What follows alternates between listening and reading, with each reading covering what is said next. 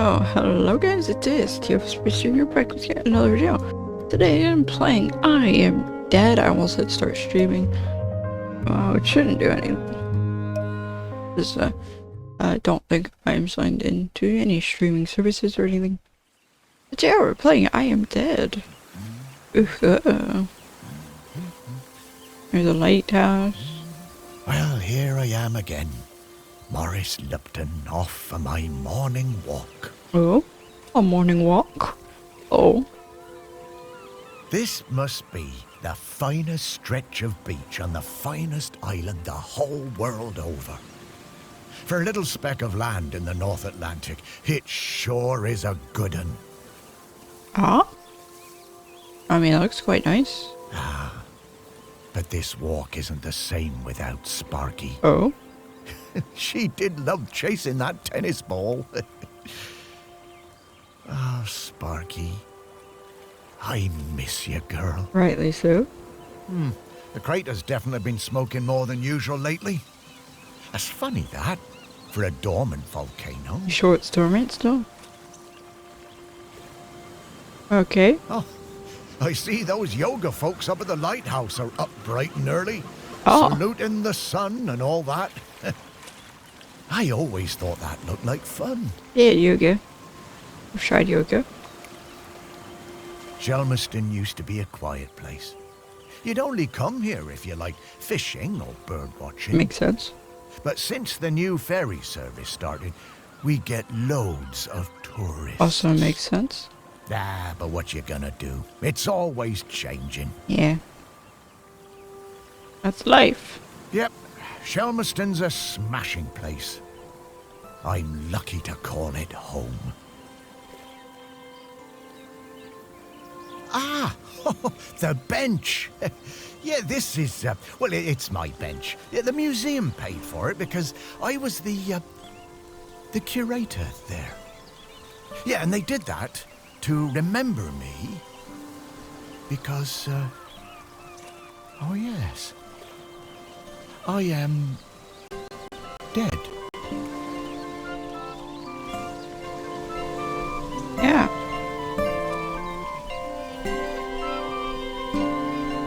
It's been some adjustment, but not all bad. Yeah, I should probably go and check on the museum, actually. Or music.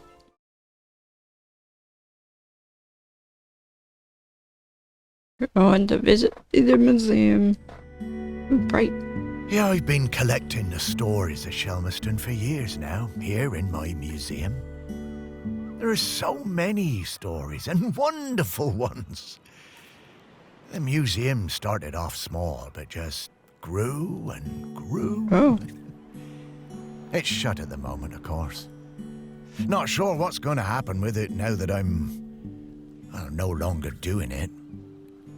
I do like coming back here, though. Gives me a bit of purpose, which I've really missed since, becoming dead. Oh, one thing that's been keeping me amused. Since I've been dead, I found I can do some, new things.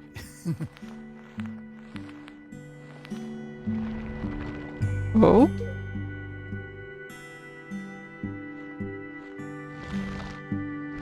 Pretty weird. Yeah, I'm not sure what use it is, but it's been keeping me quite entertained.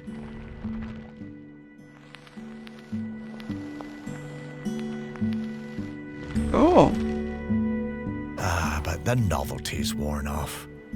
I mean, it's been, I don't know how long exactly, but an awful long time since I've had anyone to talk to. Well, anyone who talked back, anyway. How's this? Yeah? Oh, it's a barnacle cluster. Interesting. Looks like there's a knife inside.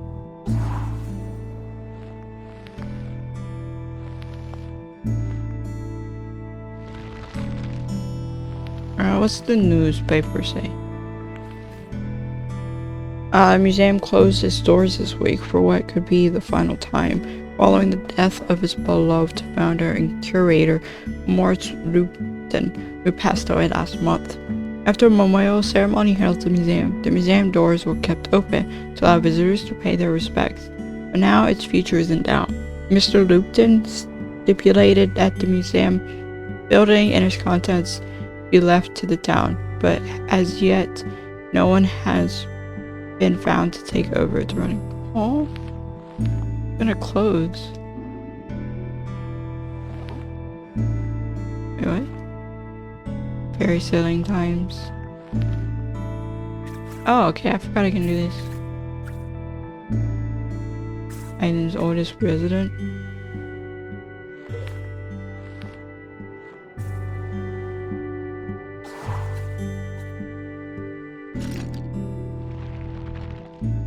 That turned into nothing. Interesting. We got pencils. Souvenirs. Rubbers. Really nothing?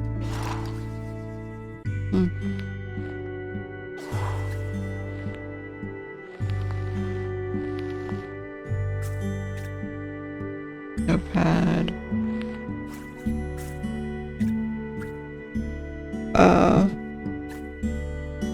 Cool.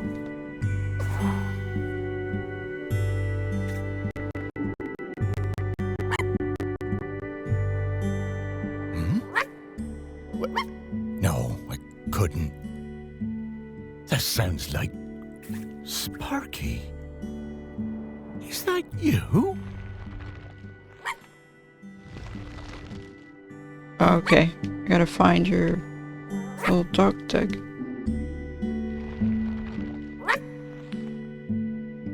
Oh.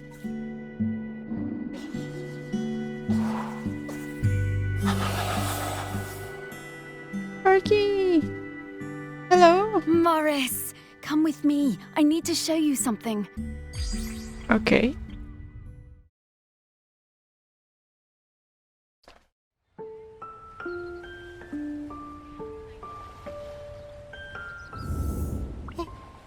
It's Sparky? Morris, you worked it out.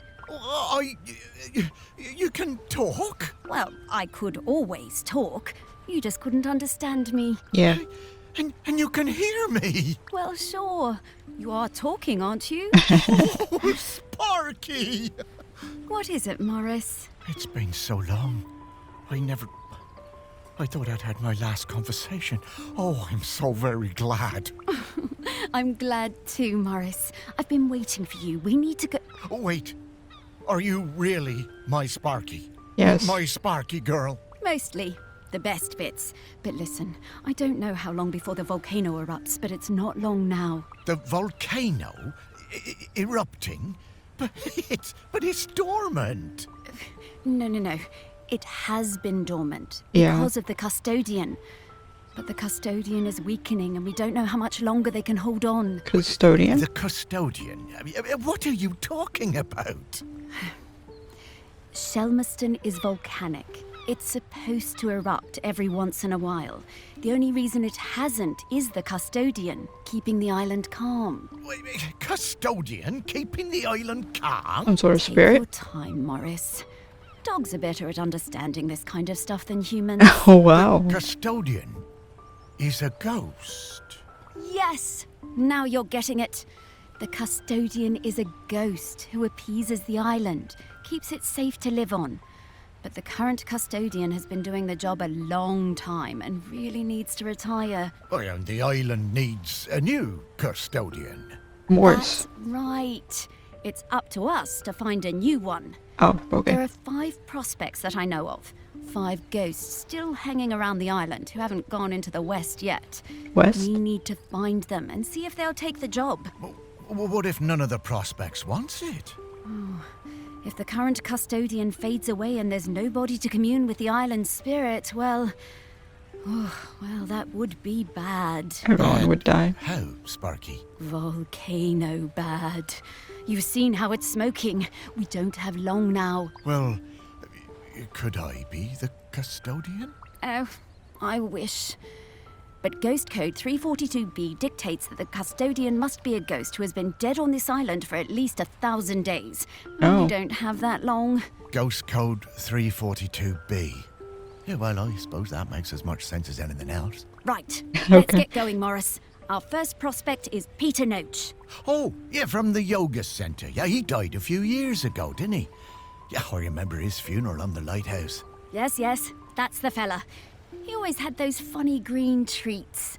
Let's go pay him a visit. Of course, that's what you remember. Oh yeah, the dental treats for dogs. That's supposed to clean their teeth. Woof. Woofy woof woof. That's not really the sound dogs make though. Just the human interpretation. Yap's head. Yap's head lighthouse. Wow, flying. Oh, this feels nice. Okay. Oh, right. Oh, you kind of forget about it after a while. I always was impressed with this yoga centre. Pete seemed like a chap who went through some tough times, and creating this place really seemed to help him. Yep, and it's still going strong. They're always busy with folks from the mainland. Yoga centre run by a robot. A robot? Things change. Well, it seems to be working out, though. So, now Pete's a ghost, so how do we find him? Well, remember that clue I sent you from inside my urn? The tag? No. Yeah? Right. So that was something special to me while I was Oh. alive that helped me channel my ghost. A kind of memento. So we need to channel the ghost of Peter Noach. And to do that, we need to find his mementos. Okay. How are we going to do that? By looking into the memories of those who loved him best. People with memories of Pete will have little thought bubbles coming out of their heads. Those are a sign you'll be able to dive into that person's memory. I suppose that's hardly the strangest thing I've heard today. Oh, Morris, just you wait. Now, to recap. Find people who are close to Peter, view their memories, track down the mementos, and then leave the rest to me. So people, Okay. then memories, then mementos, then Pete. Yeah, think I get the idea. I got it a while ago. Let's go. Anyway. So Pete Noach. Pete arrived on Schemmelston to take the job of lighthouse keeper. He led a solitary life for several years, then on visiting the town and speaking only rarely, before opening the lighthouse as a yoga retreat with the help of a robot called EM. You can start here anytime from the map screen. Okay. Cool.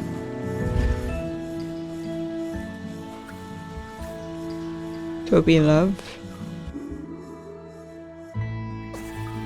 I'm looking for thought bubbles. Yeah, how does that work? Robots like EM were commissioned as part of a lighthouse automation project and shipped out to lighthouses all around the British Isles. Designed specifically to aid the running of a lighthouse, the EM models are also known for their enhanced empathy circuits and horticultural skills. Oh. Oops. I don't have to... Oh. There's what, this mark the mementos? Or...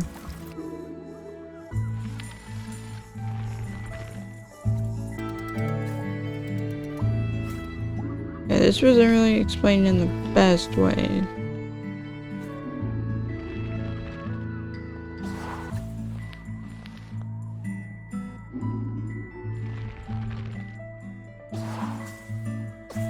I need to find all three. Found one. Pete was hard to read, you know? Strong, silent type. Oh. But you could tell he loved his collection of Buddhas. Pete was very protective about his collection. Hated people messing with them, even telling off Em when she was dusting them. Okay.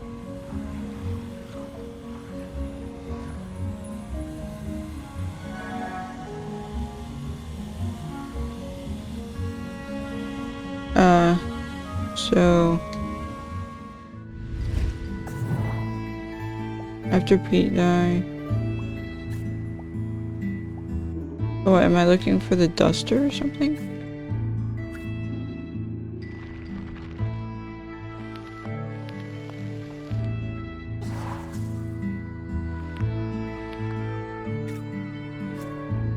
Incense holder. I have a lot of incense holders.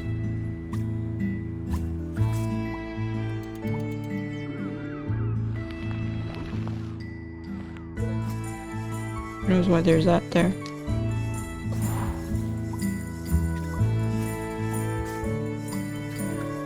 This? Probably not.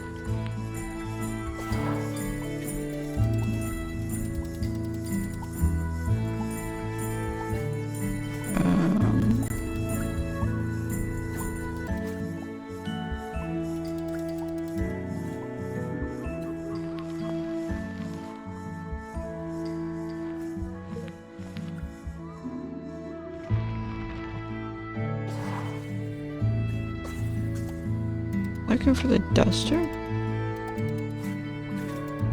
If so, I don't have the faintest idea where someone would put their duster.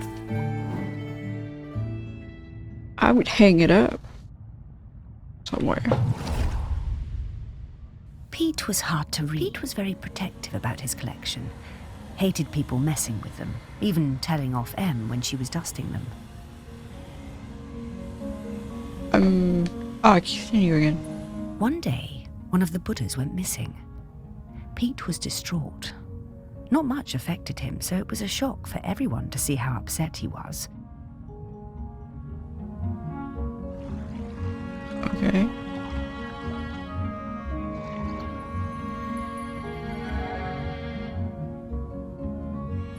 All of us at the retreat spent the whole afternoon searching, but we never found it. Okay. To cheer him up, Em bought Pete a little toy robot. You could tell Pete was delighted. To find that now, or... Okay, is that done? Yeah. Ah, what a lovely gesture. She was a good friend, that Em. Okay.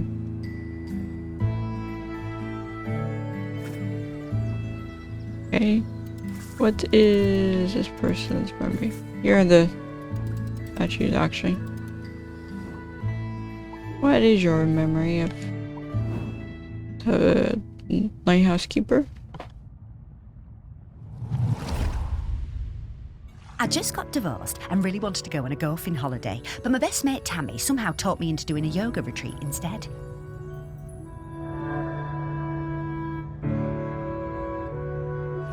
Yoga made me feel weird and uncomfortable. After the first day, I'd basically given up. I thought Pete was a bit angry with me. It was hard to tell. Okay. Exploring the lighthouse, I came across Pete's set of clubs. Bingo, I thought. I wondered where I could practice my drive. So I'm looking for your golf clubs? I took the clubs up to the observation deck and spent all afternoon perfecting my stroke. The sun was shining. It was the best time I'd had all week. Suddenly, I was aware of Pete watching me. My heart sank and I braced myself for a telling off. Oh. How wrong I was. Pete cracked a smile and joined in. Every evening for the rest of that week, we were up on that observation deck, driving balls into the sea. Best holiday in years. I even got into yoga by the end.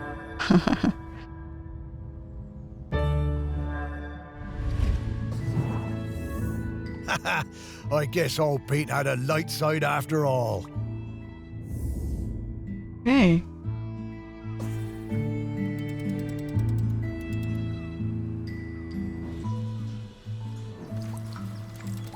So M's, the heck is yours?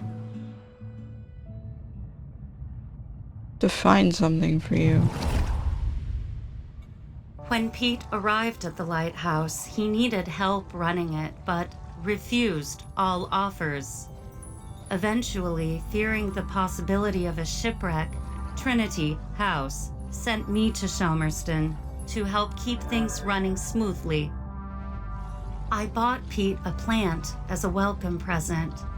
He introduced himself very quietly, but didn't seem to want to say anything else. Oh, He okay. seemed distracted, like gravity was pressing down on him harder than other. Whenever I would Oops. enter a room, Pete would mutter some excuse to leave. I didn't have a single conversation with anyone in months. Oh, Eventually, Pete noticed the plant. Then, Pete noticed me. That was the start of what became this plant room. We spent hours in here over the years, sowing seeds and tending our plants together. oh.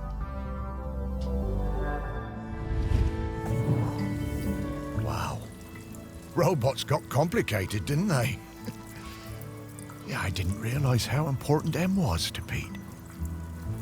I suppose everyone needs a friend. Huh, Sparky? Yeah.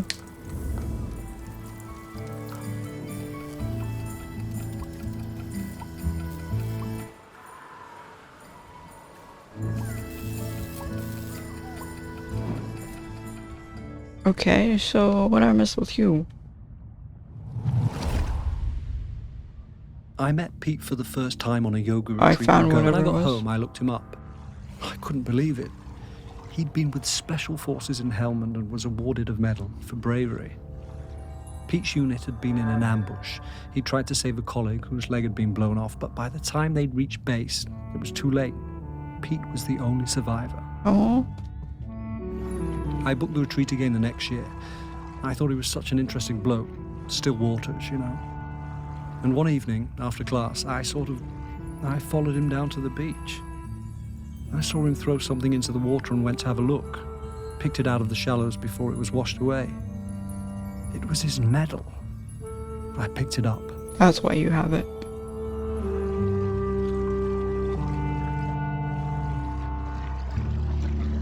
I've already seen his medal. It won't let me go further. Did I perhaps?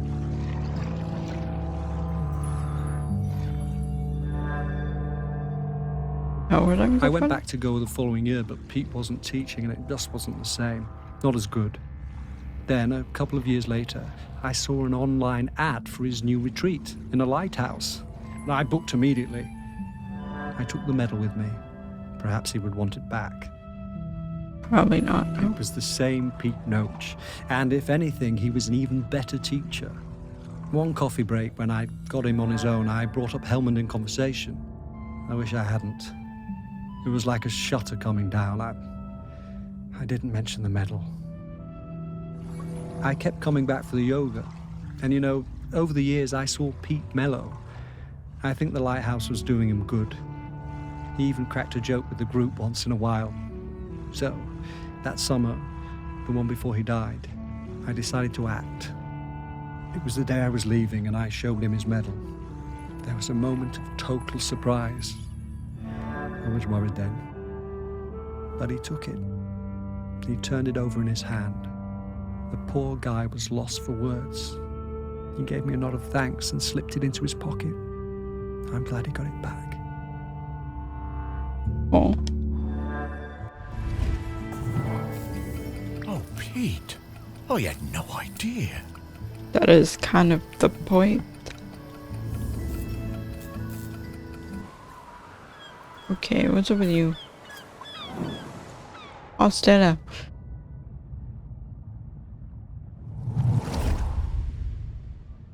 I was getting ready to lay but my nest needed that little something extra. Oh. Other room's cute.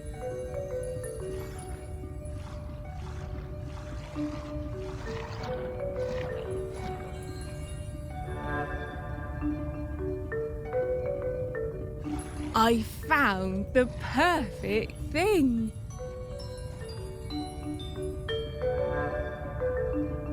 Okay, I don't know why The you want. human and that metal beast seemed quite agitated at their loss.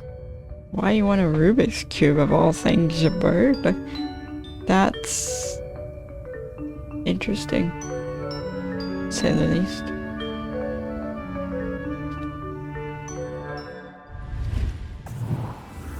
What's I it? always hated those blooming things. Hey, be kind.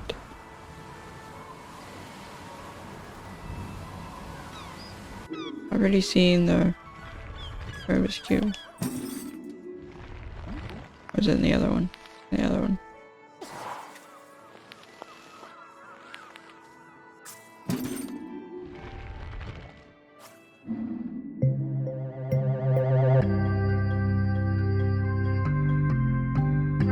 Okay. Flashing lights. Dogs are actually very good at solving these. They're just hard for us to turn. I doubt that. Dogs cannot see all colors, so... Actually, I wonder how it looks to dogs.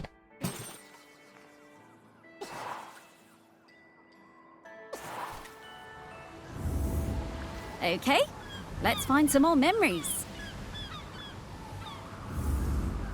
A funny thing, I've actually found all the freaking things. It's just it doesn't allow you to do anything with them until you actually see the memory. Which I think is kind of dumb. But what do I know?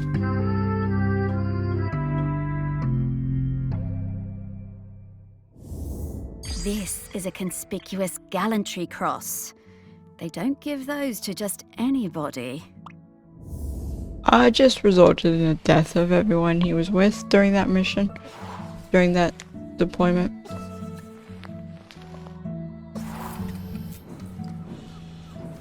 Okay, looking for the first plant.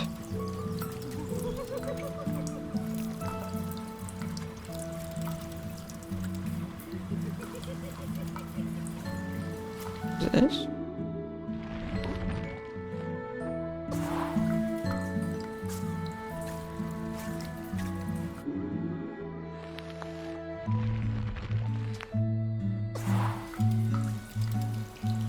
Oh, it's this one. I was like, I can hear the laughing. The laughing doesn't really help.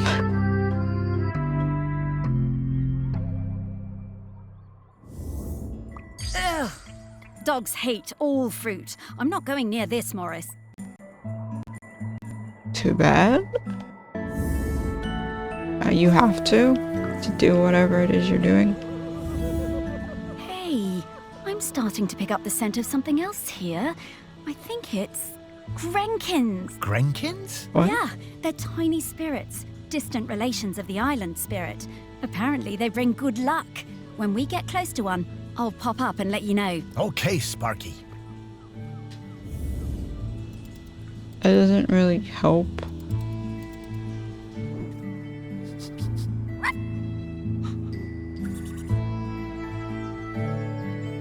What?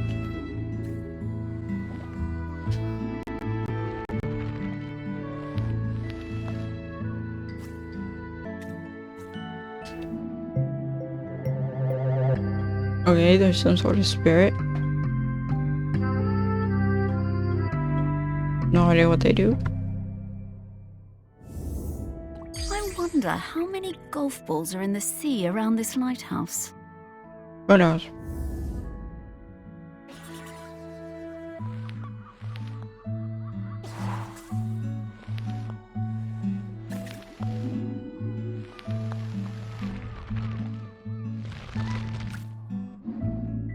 I don't know what I'm supposed to be looking for the spirit thing.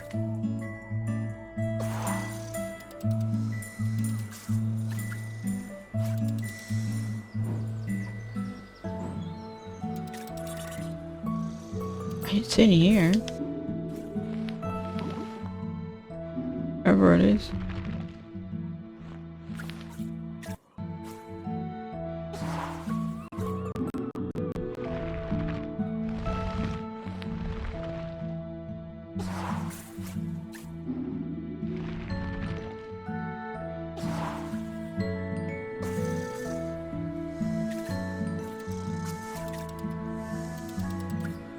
Problem. No idea what I'm looking for.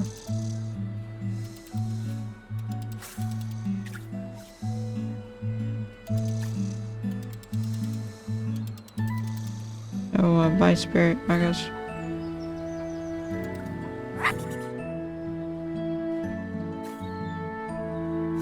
What?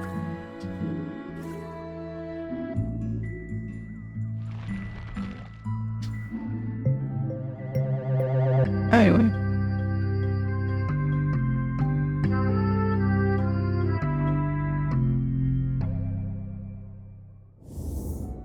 Oh, what a nice little fella. I'm glad we found him. I guess.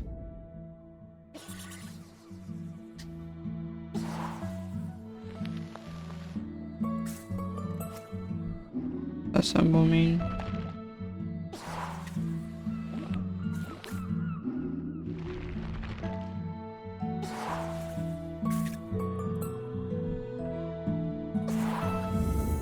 Okay, that's all of the mementos. Now what do we have to do? Wow, I'm getting a really strong scent. Well done.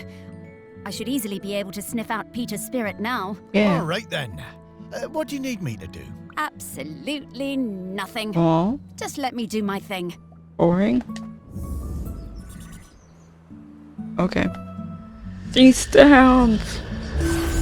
What in the world? There's many things in the world you haven't seen, Morris. Those things, Yep. I mean, yep. Those are all of Pete's fragments. I just need to round them up. Well, go get 'em, girl. Yeah, you do you. I'll just,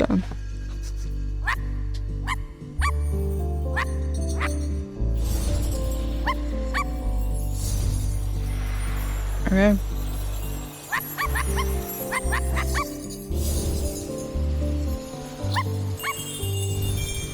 Deposit those, I guess. No idea about. Okay. And dog.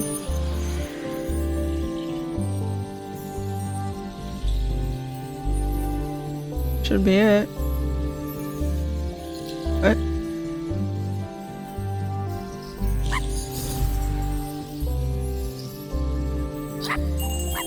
Oh, okay. Hello, Peter.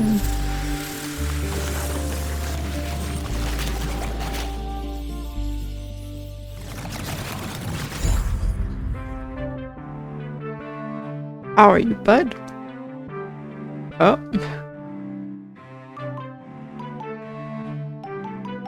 You done? Pete! Oh, wow! It's really you! Well, it's me, Morris. Morris Lupton. Of course I remember you, Morris. It's lovely to see you. How's death treating you? Oh, well, you know, it's a bit jarring, but, well, I'm having a nice enough time. But listen, Pete, we've come to ask you something. Do you know about the custodian? The custodian? The person who communes with the island, yes? I've noticed the volcano looks like it's waking up. Yeah. Yes, well, that's the thing. We need a new one. Oh, me? To be the custodian? Oh, Morris, I'm flattered, but I don't think I'm the one for this job. I spent my whole life and my whole afterlife trying to find peace. And lately, I think I found it. I'm satisfied with how things turned out. I'm finally ready to go into the West. I don't want to stay around any longer. Ah, well, oh, fair enough. Would you want to come with me? No. I would be grateful for the company. Well, that's kind of you, but I do really need to help find a new custodian. Maybe afterwards. I understand. Well, best of luck with the search then. I'm sure you'll find someone perfect for it. Hopefully. Or everyone's just gonna be like you and have found peace and have no absolute interest in keeping the ones that they've left behind alive. Well, that didn't go well. Oh, no worries, Morris. Plenty of other prospects. Well, 4. Hey, Pete Also. mentioned going into the west. What is that? Oh, well, that's a very complicated question, Morris. Just think of it as leaving all this behind, which is not something we can do now. We need to go find Val. They're opening the sculpture park today. Oh, is that opening already? Time certainly does move a bit quicker once you're not in the world. Talking to people, it all feels so distant. I would assume it moves slower. If I'm being honest, I suppose I was a little buried in the museum those last few years after, well, you know. You might say I started living like a ghost well before I became one. Oh, you weren't a ghost, Morris. That museum is full of life, and ghosts can't give belly rubs anywhere near as well as you did, trust me. Now let's get going. We're gonna find Val. Ah, yes, Val. I do feel a bit sorry for her, having her home invaded by all these silly artists. Maybe. But at least we have a laird who's interested in doing nice things for Shelmerston. Yeah, I suppose so. I was never sure about letting all those artists stay on Shelmerston, but I must admit that his heart's in the right place. Well, let's find Val then. After you, Sparky. Okay.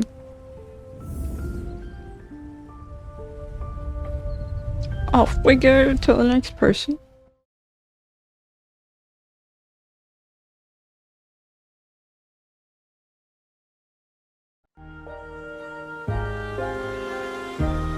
Oh. It's not what I was expecting. My, how the park has changed. I barely recognize it anymore with all these artists buzzing about. Oh, they're not so bad. So many different and exciting smells. Yes, well, you and I have always valued different things in smells. And now we need to sniff out Val. Just like before, let's find some people with memories of her and track down those mementos. Okay. Valerie Outram. Valerie was the daughter of Henry Outram, the Laird of Summerston. Her mother died when Valerie was little, and she was always independent, roaming the grounds of Shelmerston Hall and exploring the island. In the early 90s, her father converted Shelmerston Hall to an artist commune and recently opened the grounds as a sculpture park.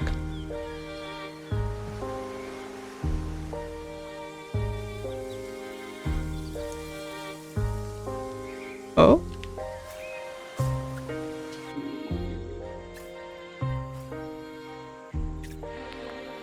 Can I? Little foxy?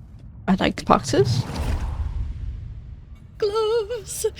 I love them. I can't get enough gloves. My dog hates gloves. I stole a farmer's glove. Oh my goodness.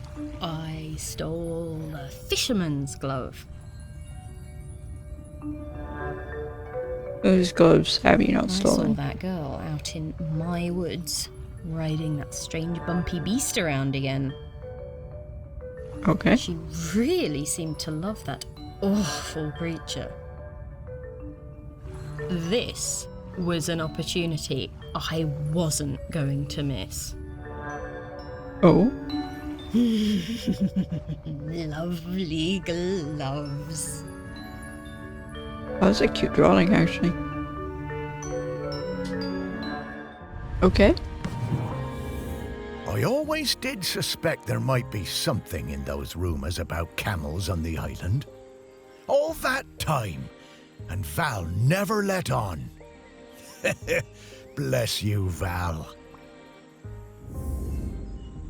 And we're looking for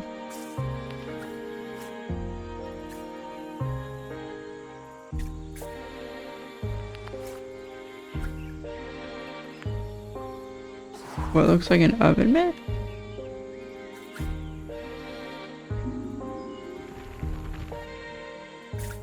Yeah, it is. How many foxes?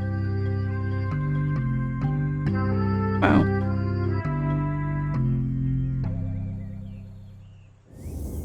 Hey, Morris. I bet you wish you were alive so you could rub me with this glove. Oh my god. Of course that's what you're thinking about. Oh, the foxes. Got Raymond and some babies. Very cute until they grow up and rip open your bin bags. You call your trash bags bin bags?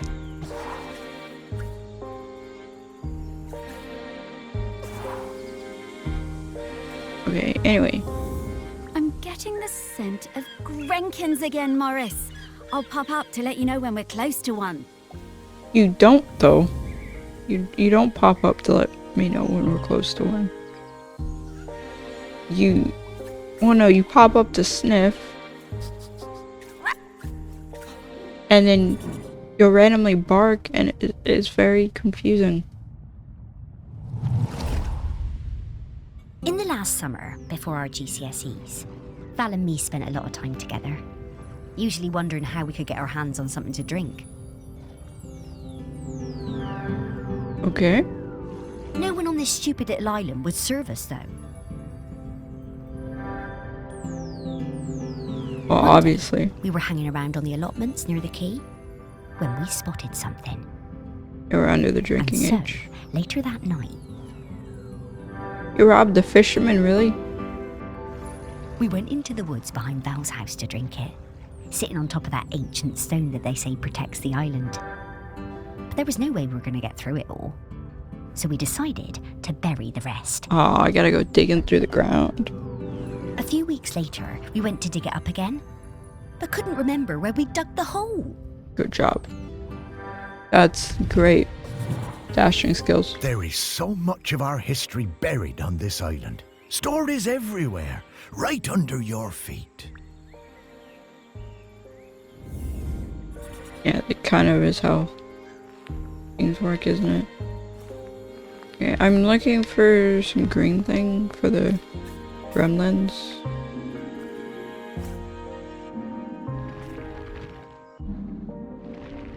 E.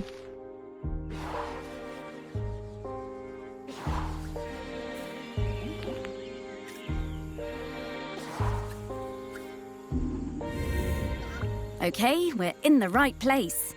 But now we need to slice and rotate this object to just the right spot to get the Grenkin out. Oh, it's called Grankin. It's weird.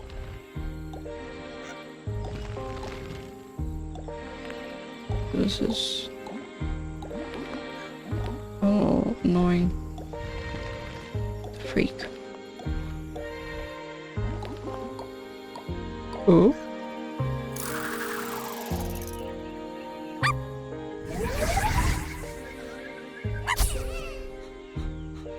One out of 10. Okay, so it's just like a side collectible. Probably get an achievement. Hello, Grenkin. Good to see you. Morris, these spirits have been on Shelmerston for thousands of years, and they bring good luck. We should definitely keep finding them. No. I won't. Oh, shovel. Mimi's secret stash, not Val's. Okay.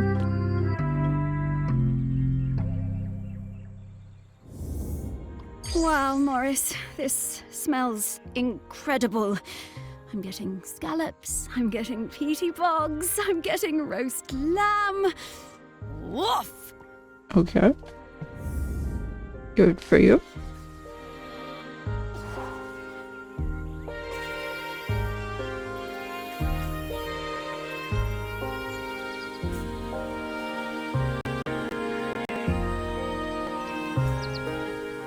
Oh? Why are you barking at me? Oh, there's another thing here? Another Grenkin? Whatever. I spent the summer of '83 with Henry Outram, Laird of Shelmerston, in his grand hall working on a new piece. It was supposed to be about the volcano, but once I arrived, I found myself particularly taken by all the whales around the island. Whales. Henry was a delightful host, always excited to have us bright young artists around, and always ready with a charming question or a fortifying glass of something. His daughter, I think her name was Mallory or Valerie or something, was usually outside roaming the grounds. Henry said she was discovering herself and learning self-reliance through independent play. She seemed feral to me. Rude. One day, I came across the perfect finishing touch to my sculptural masterpiece, but it turned out to belong to the wretched child. What is wrong I tried with to you? explain to her why I needed it, but she snatched it away and walked off. I went to Henry, thinking he could make her give me the boat. No. But to my astonishment, Henry told me it was up to her if she wanted to give it to me. It belongs to her. Henry called his daughter and we all talked about it. When Henry suggested that maybe I could buy the boat, her little eyes lit up. It cost me £200 for that little wooden boat, but it was worth it. It's your fault. Henry was a good dad at heart, caring about Val's feelings, and treating her like a grown-up even when she was little. Partly how she became so independent, I reckon. I know it was tough on him, but they both turned out pretty well. What do you mean he turned out pretty well? He was already pretty, established. Yo, where'd you put this boat? You can't even see the freaking boat.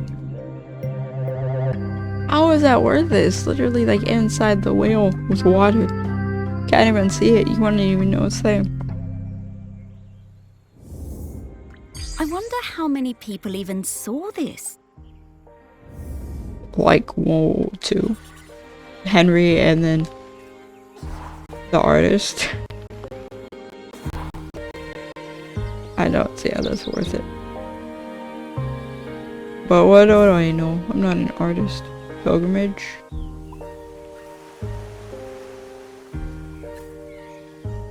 Olive bench to Valerie.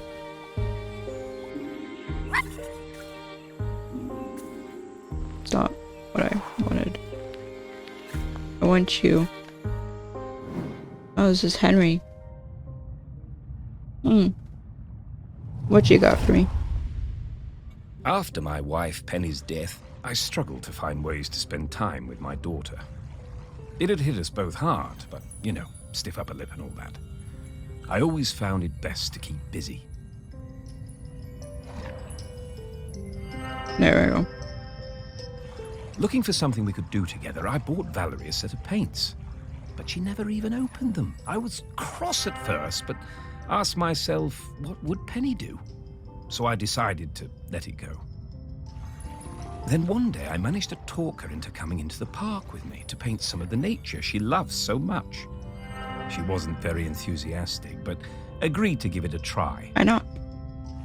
It was a disaster. Huh. Valerie simply didn't have the temperament for painting.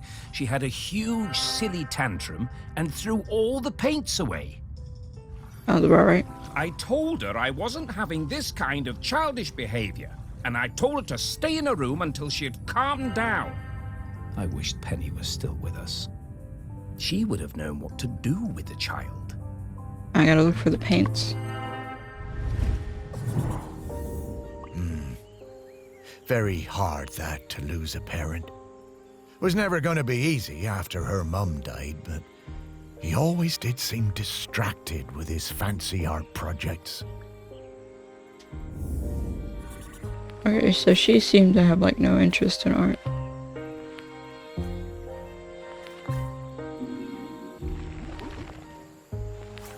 Interesting. Only visible within the top of the pilgrimage. Oh, okay. You can see at the top. Okay, because it's gonna be like, what's the point of that?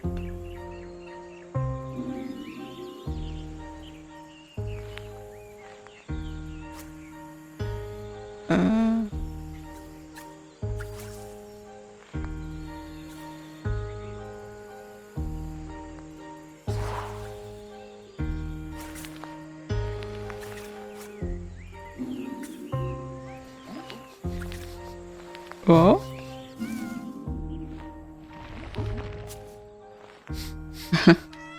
Oh, there's kittens in there. Some sort of cookie or something.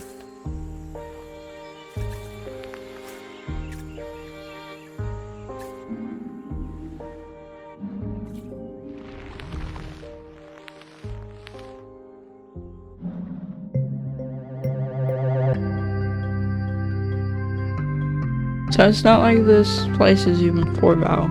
I thought Val was an artist at first, but no, Henry is. Yeah, painting really wasn't for Val, was it?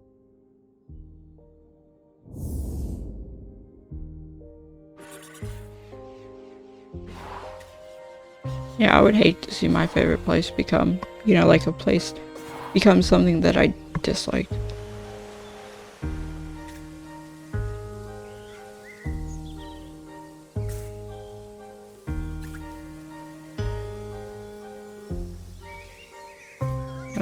Maybe.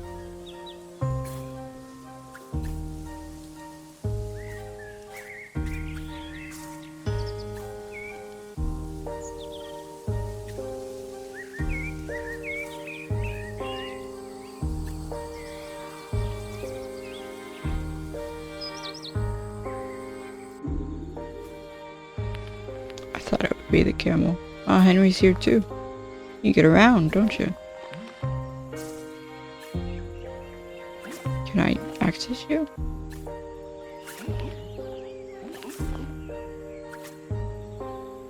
No.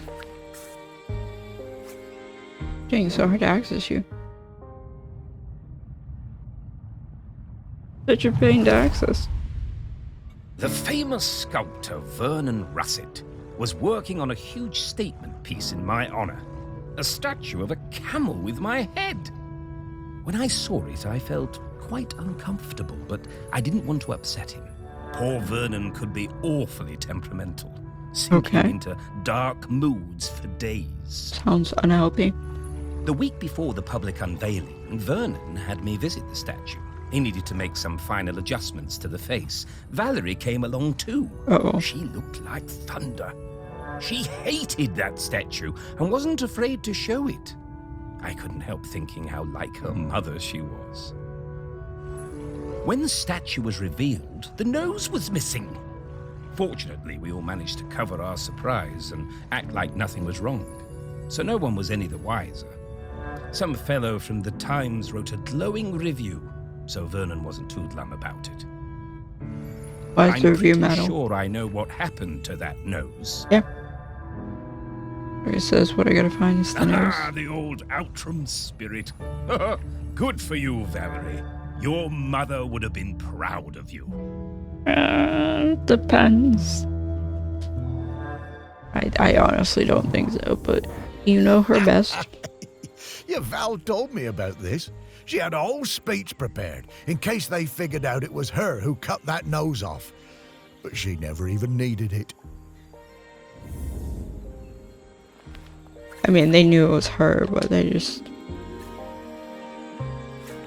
didn't say anything. Gosh dang. If it's not in this bush, I will be a little... Okay. So I can say, that's a lot of zooming. Like, I zoomed in, and then I had to tap the next section of the bush and zoom into that, and it's like, Oh, this thing looks heavy. I'm surprised Val was able to even lift it. it looks heavy, doesn't mean it is. I don't think it's that heavy. Like a few pounds, maybe.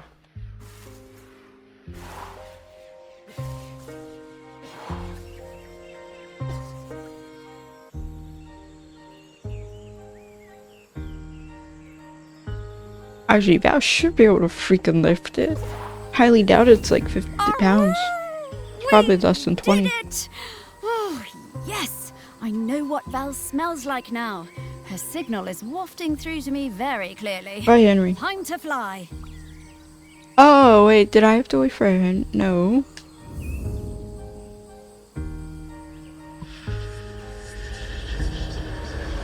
I don't think Henry really moves around.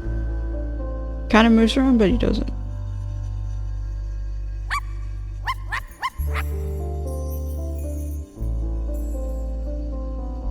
Oh yeah, I forgot I could do that.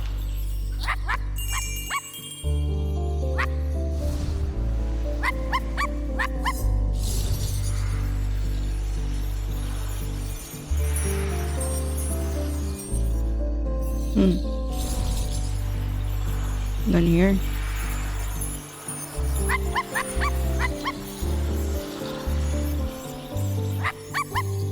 Oh, that's also.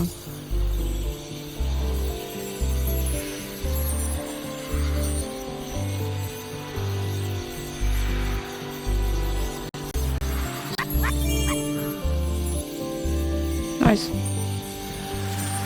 Hello, Val. You're probably gonna say no. You're a bit young, aren't you? From my understanding.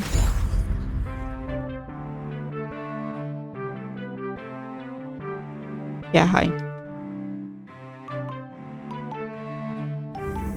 Morris? Morris Lopton?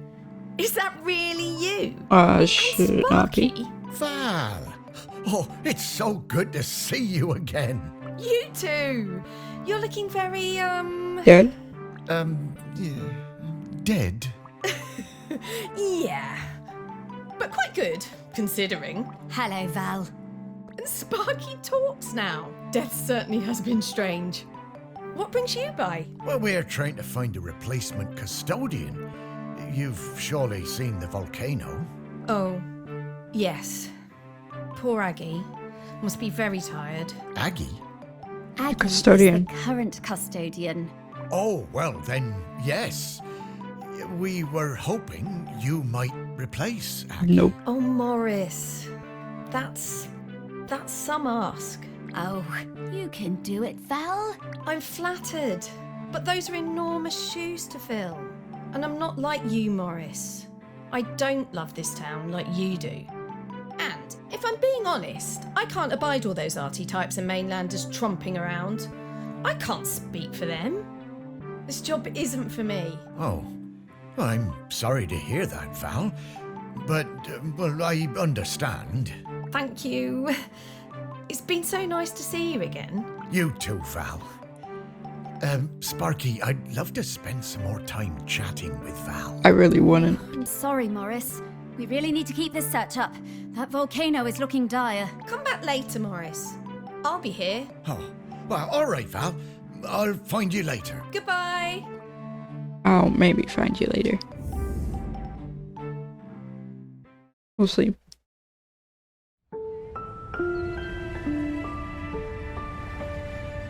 Okay. Oh, slow down, Sparky. I need to get some things straight. No time, Morris. We need to find the next prospect. Well, it's just that I don't quite understand what we're doing. We're looking for the custodian. Well, I get that bit, Sparky, but what does the custodian have to do exactly? Oh, well, it's hard to explain with your human words, but the custodian kind of mingles with the island, becomes a part of it. A part of the rock, the volcano? Yes, the rock, and the sea, and the animals and plants. The custodian becomes a part of all of these things. It becomes part of the island spirit. And you give up being a ghost? Yeah. Well, a walking around talking kind of ghost. Stop being someone who can go into the West. It's quite a sacrifice. Oh, wow. Well, no wonder Val doesn't want to fill those shoes. Aggie must be a legend. Oh, she really is. I always thought there were those folks destined to be mayors and, I suppose, custodians. And then there are people like me and Val, destined for smaller lives. That's how you think? What? Small? Morris, your heart is as big as the island.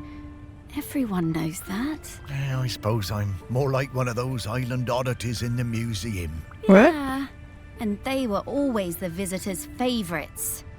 Now, we need to move on. Next up is Ogden Beckett. In the old town. Ogden it is. I'm right behind you, Sparky. Old Town? Okay, sure. What, is there an Old Town and a New Town? New Town is where all the tourists are. Old Town is where a lot of the older people are. Or, you know, people who don't like the tourists. The older part of the city. Okay. So, Ogden next, eh? I'll be glad to see him again. His music always hurt my ears, but he was good at chin scratchers. Oh, lovely guy. Oh, look, the ferry's coming in. There'll be loads of tourists all over this quayside soon. Well, I suppose they won't get in our way much anymore, eh, girl?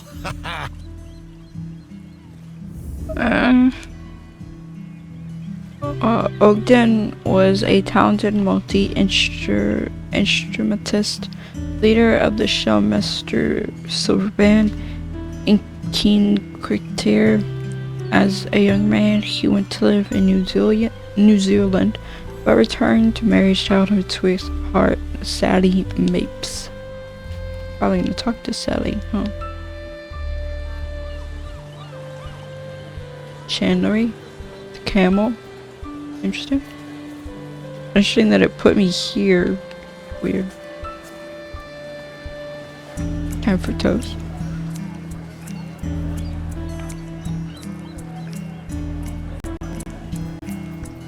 Go. There's Sally. Oh my goodness, that face. We were 14 when we started going out. Me and my friend Cassia had started a beach clean at the weekend, and Ogden turned up with his mate Godfrey. I had no idea Ogden liked me. He was the tallest in our year, and we all fancied him. By the time we reached the little cove at the north end of the beach, he'd asked me to come to a concert he was playing in. I said yes. Aww. We'd been going out for a few years when I applied to Floristry College on the mainland. I didn't tell Ogden. I didn't believe I'd get in, and didn't want him to think I was trying to get away from him. Ogden might have looked mature and confident, but he was a gentle soul, not nearly as sure of himself as he looked.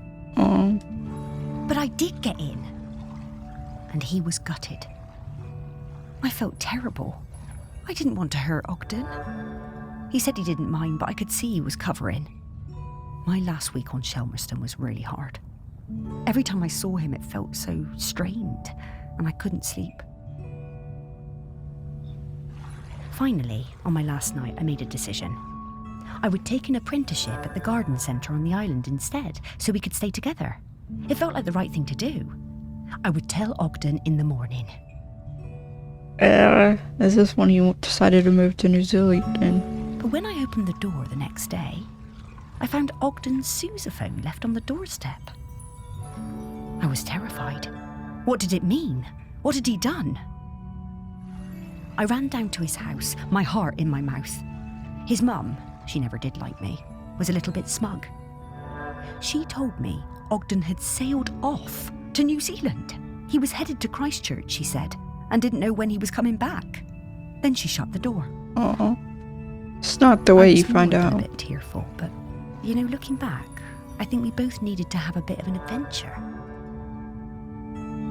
I'm looking for a little sailboat. I spent a lot of time with Sally during this period. We used to meet up quite often when she returned from Floristry College and I was working at the museum. For a while I thought maybe we would get together. But she always seemed a bit out of reach. Sort of distracted. Well, it makes sense now. Guess it does. Okay. Looking for a ship and a bottle. Which I would think would be on a shelf. Okay, not the table, the shelf.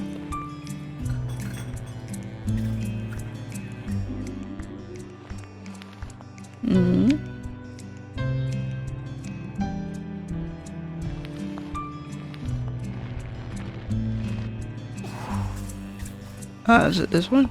Oh, yep, I see it.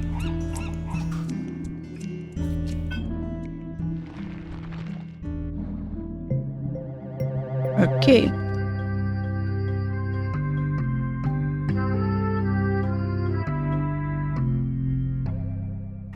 Cool. How did that get in there? Who knows? You make the bottle around the ship?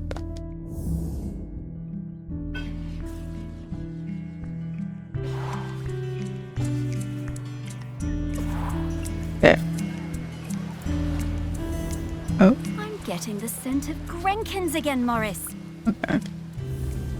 Oh, you do you. I could care less about them. Childhood friend. I remember we was walking home from school, a bunch of us, and I told him my granddad said the lad had a live Bactrian camel living somewhere in the woods.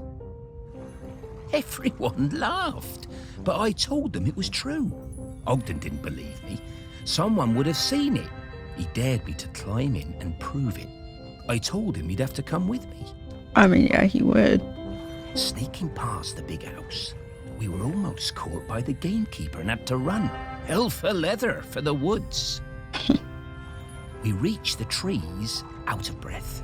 I was bent double and leant against a tree. Ogden had better breath control and he recovered quickly. He saw it first. The clouds parted, the moon shone down, and Ogden gasped. And then I did too. Was it? It was. Oh. The next day, we were kicking ourselves.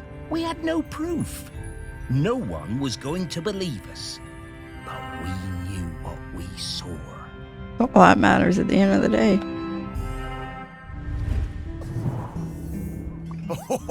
Yeah, he was a couple of years above these chaps at school. Oh, and he's right. No one believed them. We gave them so much stick.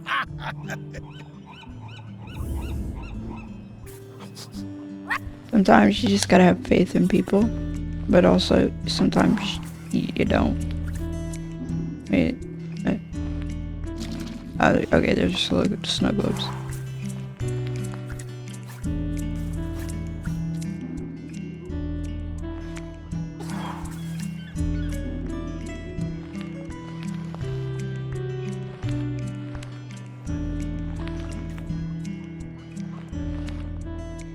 Guns.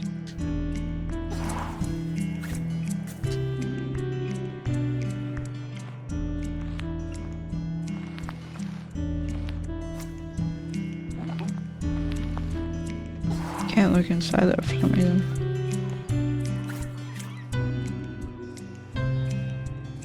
Yeah. Probably not. Oh, it is in here. Ooh, put that in there and why? Interesting. Camels are so obviously a made-up animal. Humans will believe any old rubbish. Okay.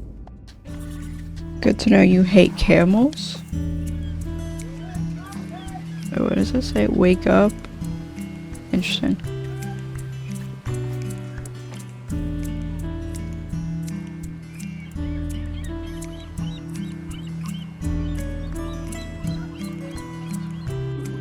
Sally's over here.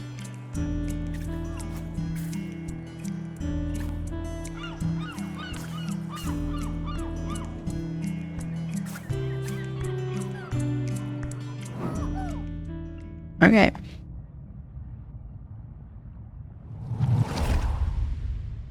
I missed Ogden so much, and for the first month there was no letter at all.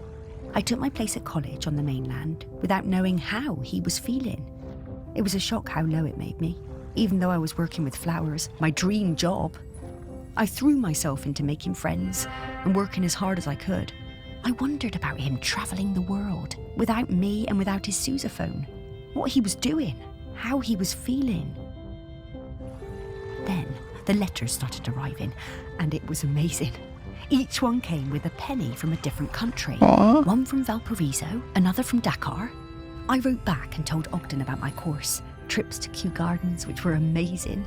Then Ogden told me about his voyage, watching dolphins and flying fish, crossing the equator. Sometimes we were both lonely. We poured out our hearts to each other. In a funny way, I think the letters made us closer than ever. Aw. When Cute. he arrived in Christchurch, he'd send me flowers pressed in his letters. I sent him a shell from home, and then he sent me a New Zealand halfpenny. It was my favourite. On one side was the head of a Maori tiki. Ogden told me it was lucky. I came back to the island, and when my father died, I opened up my own florist shop on the quay. I tucked the halfpenny under the front step for luck, polished up Ogden's sousaphone and put it in the window. They both brought me luck, and the shop flourished. One day, Ogden showed up at the shop, completely out of the blue. He told me there was nowhere like Shelmerston, and no one like me. I was so thrilled to see him, I asked him to marry me there and then. He said yes.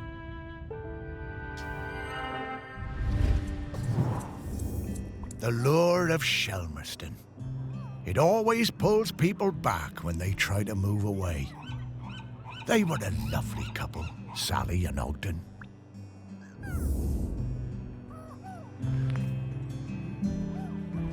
Okay, I'm looking for like a little badge thing.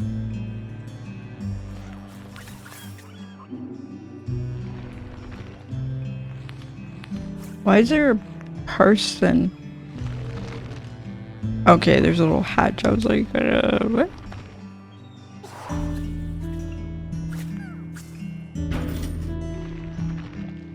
There's gold in there.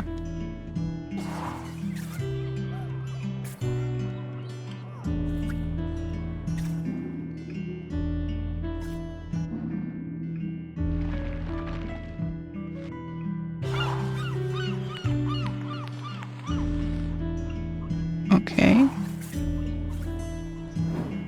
Oops.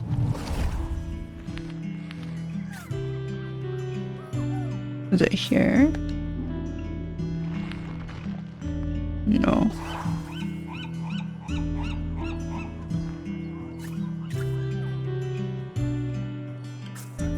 Doubt it's here. Used once.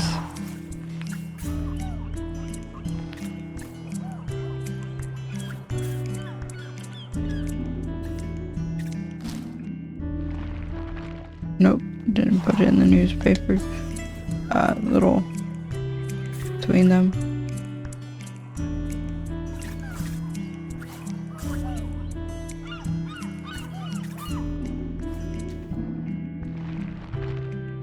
Trying to get in there. Oh, someone used it.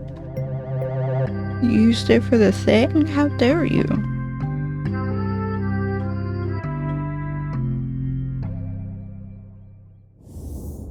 Yet one good thing about being dead, I'll never have to deal with counting change again. What's so bad about that? Counting change is literally easy, at least US dollars. US cents.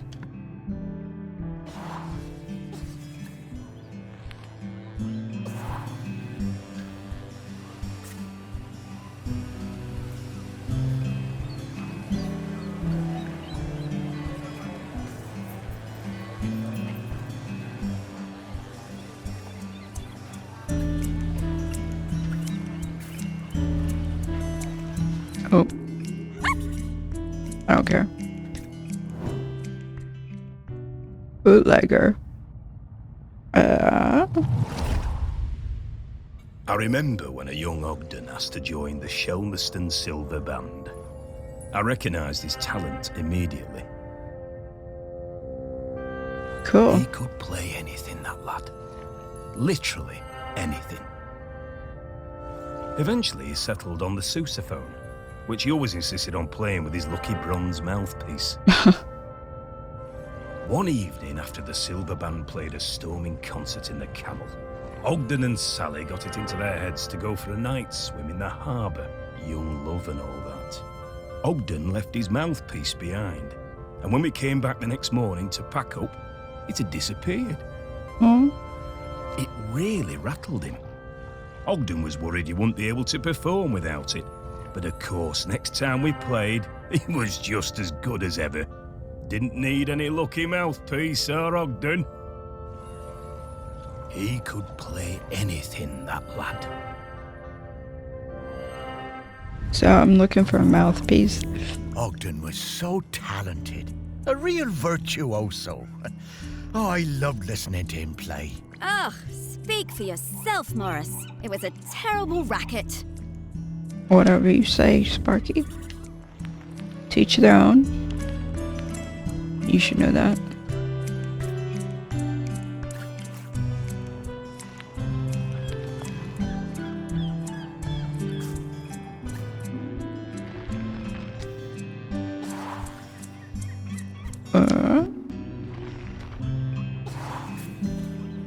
Hello?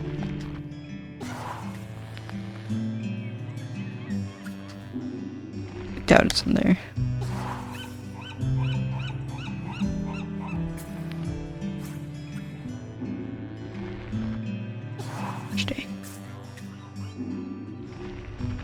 There's a chance it's in one of the buckets.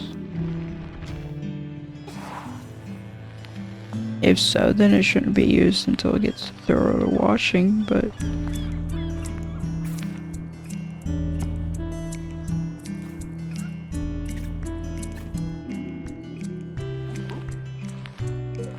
Okay, you don't have it. Where is this thing?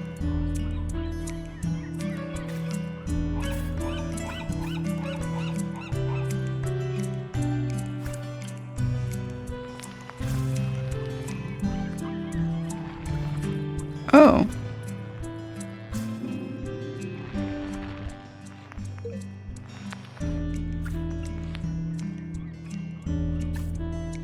Okay, why do you guys have so much, like, of these things?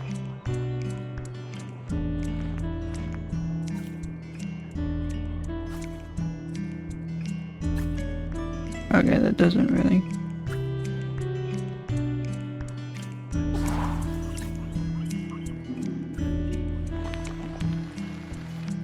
Oh, imagine if it was in these. That would be unhealthy. Since they use them for their alcohol that they consume on a regular basis.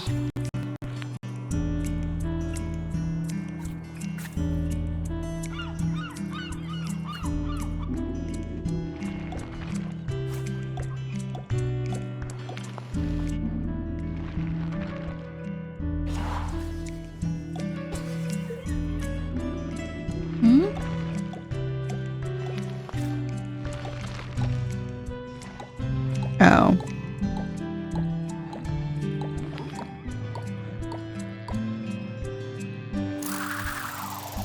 Well, I found you. On accident.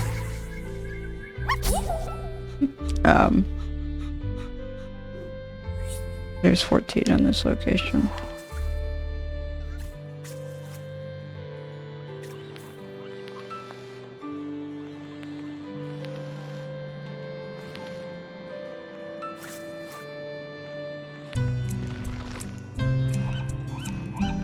Oh.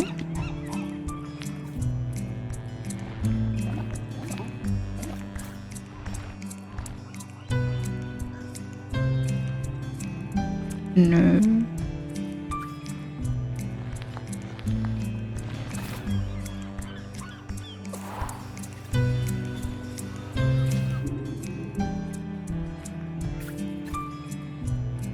No.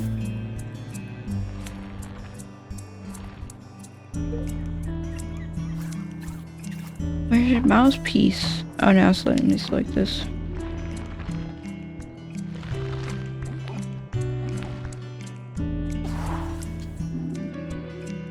That's a weird cap.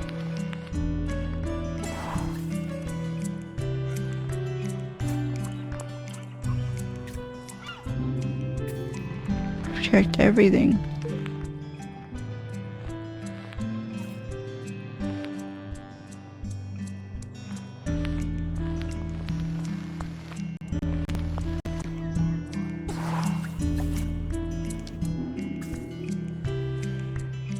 Unless it's here? Oh.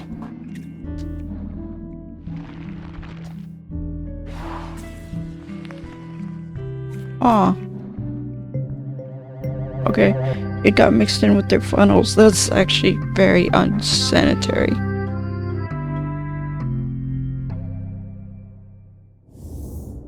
They seem to have been using it as a funnel. These bootleggers are very resourceful. Hopefully there's no spit, bacteria and stuff on it.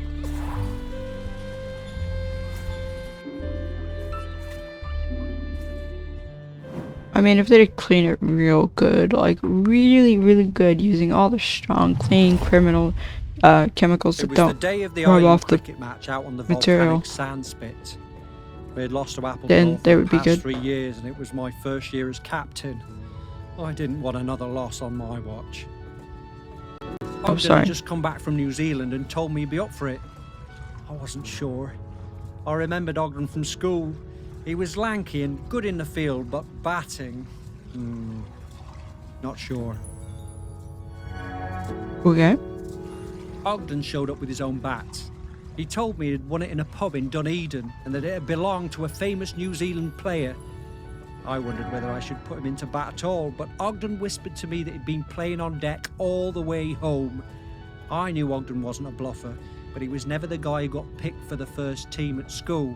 Still, Hey. I had nothing to lose. Ogden hit a 6 with his first stroke. We went wild!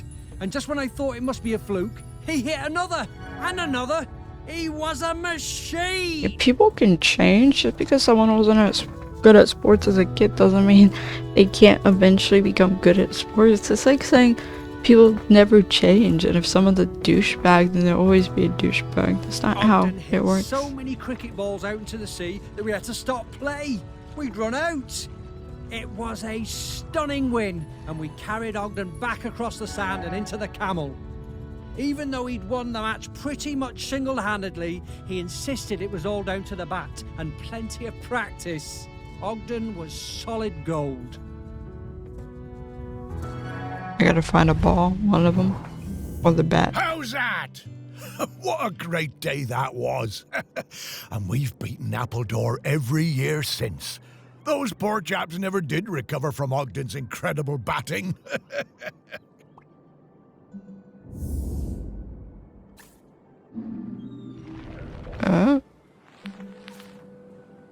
Slippery Derek. Yep. They are good at,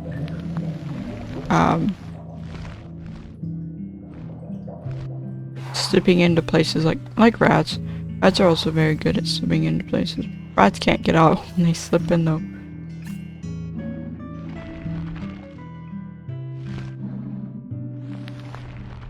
There you are. And we're done with Ogden.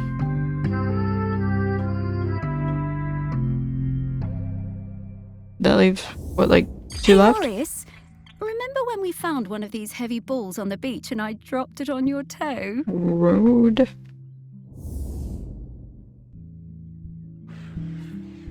So,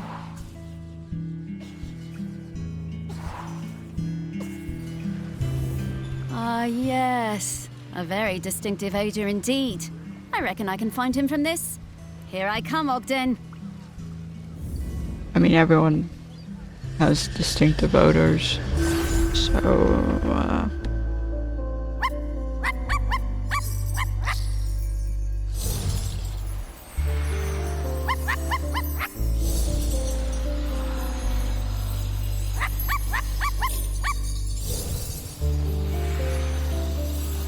you only have 12?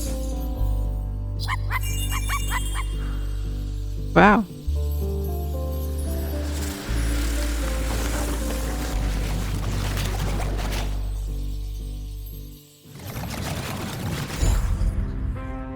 Hello, bud.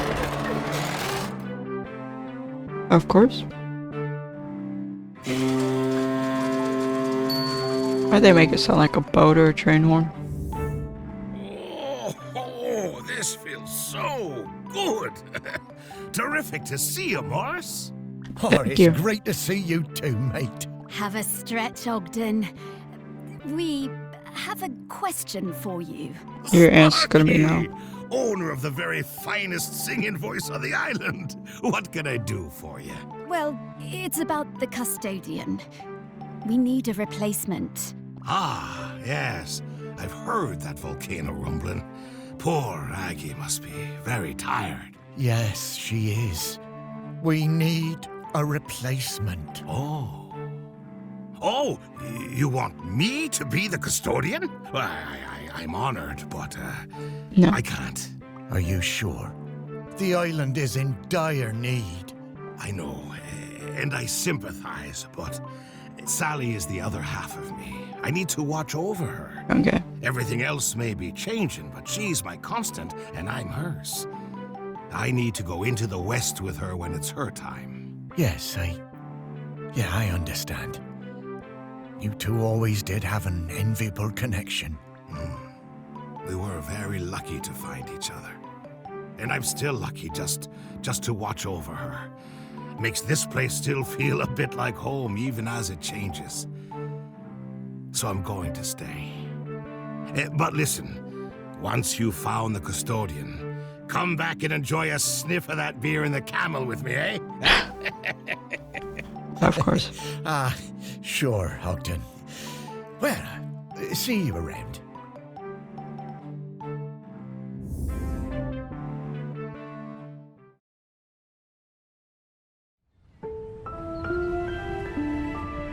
And it's night. Well, after all these years, Ogden still carries that torch for Sally. I wish I'd been so lucky. Things I should have done. You were busy with the museum, Morris. And you did walks, and you did fetch, and belly rubs, and... Yeah, all right, yes. I was very busy. Thank you for reminding me. You did plenty. But now you need to find the next custodian. Hey, how long has Aggie been custodian? Oh, a little while now. You've met her, actually. I have? Well, her body, anyway. In the museum. What? Her body? In the museum?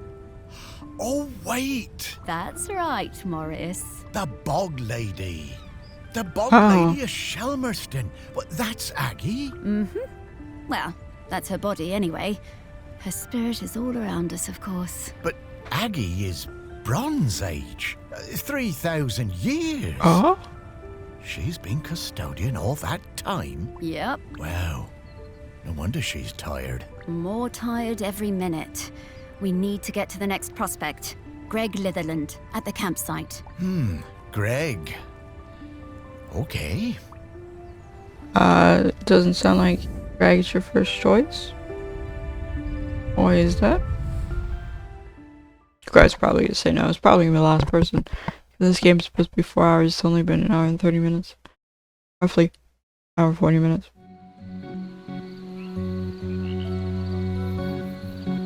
Nab Hill campsite. The one part of the island I never spent much time at. I never cared for camping. Although we did find a lot of Bronze Age goods down here. Really fascinating bits and bobs. I reckon this was an important place once.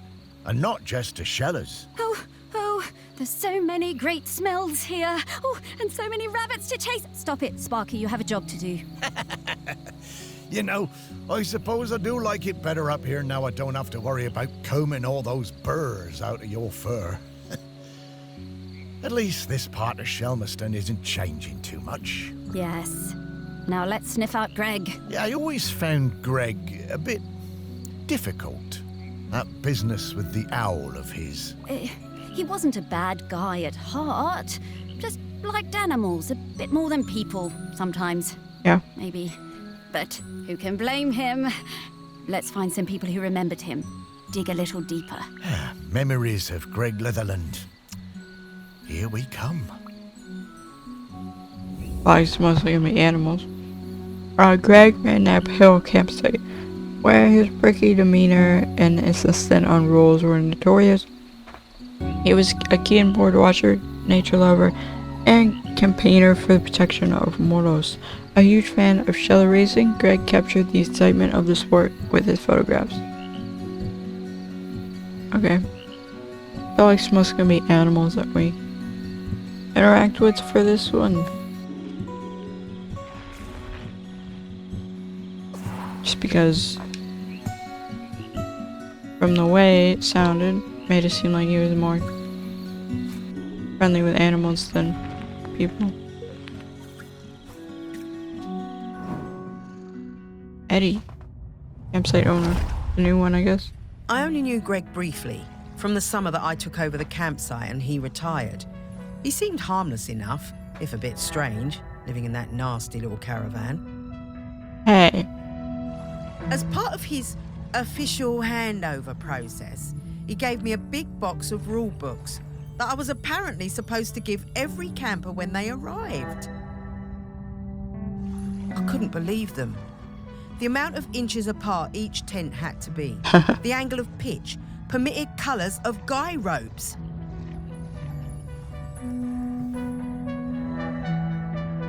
Yeah.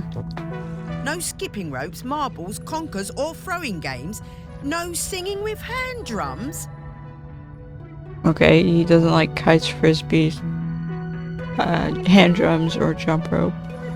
I built a huge fire on the beach, invited the whole site for a big party and burned the lot. But then, awkward, Greg showed up. I guess he'd been collecting some things from his caravan and came to see what the noise was all about. You could tell he wasn't comfortable, but he sat down and tried to make conversation. I told him how beautiful I thought Shelmerston was, and he started telling me all about the wildlife here and the best places to spot birds. He was actually quite a sweet guy. Yeah. He must have noticed what we were burning, but he never mentioned it. That was the last time I saw him. I always felt a bit guilty. I mean, I got him wrong. He wasn't that bad. Don't judge a book by their cover, and don't judge people by their first appearances, especially the more shy and introverted people. Well, it's a good thing she kept one of them. It must be around here somewhere. Probably in here somewhere.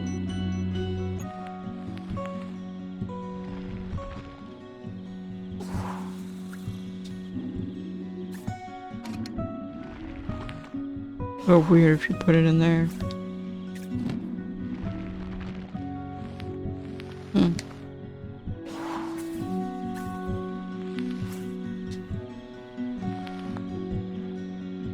Mouse trap? No, nothing in them of interest. Nope. Nope.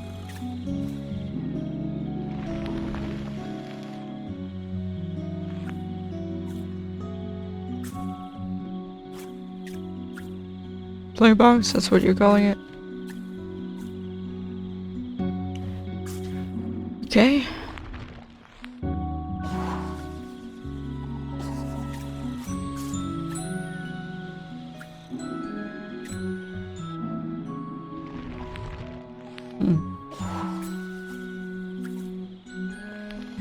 Not sticking it between the pages of anything.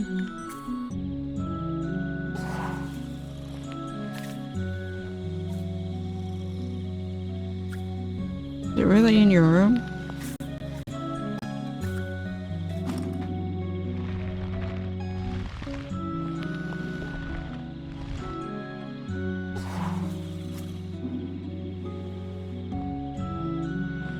Why is someone's phone on the shelf?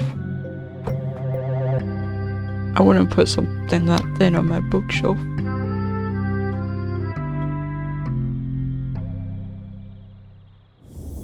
What's this about dogs having to be on leads the whole time? Outrageous. You call them leads?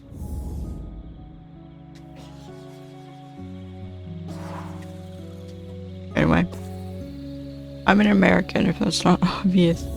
I'm getting the scent of Grenkin. Okay, I really don't care. You can continue getting their scent. I'm assuming they're stairs. Okay. Like it.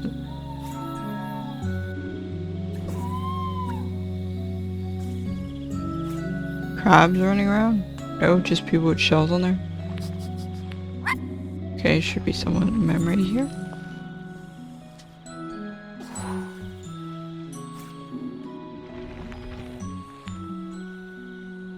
Huh?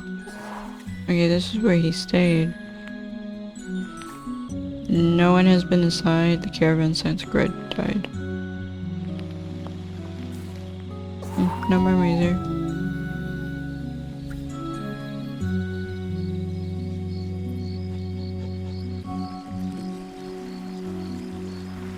Oh, it's some sort of like race or something.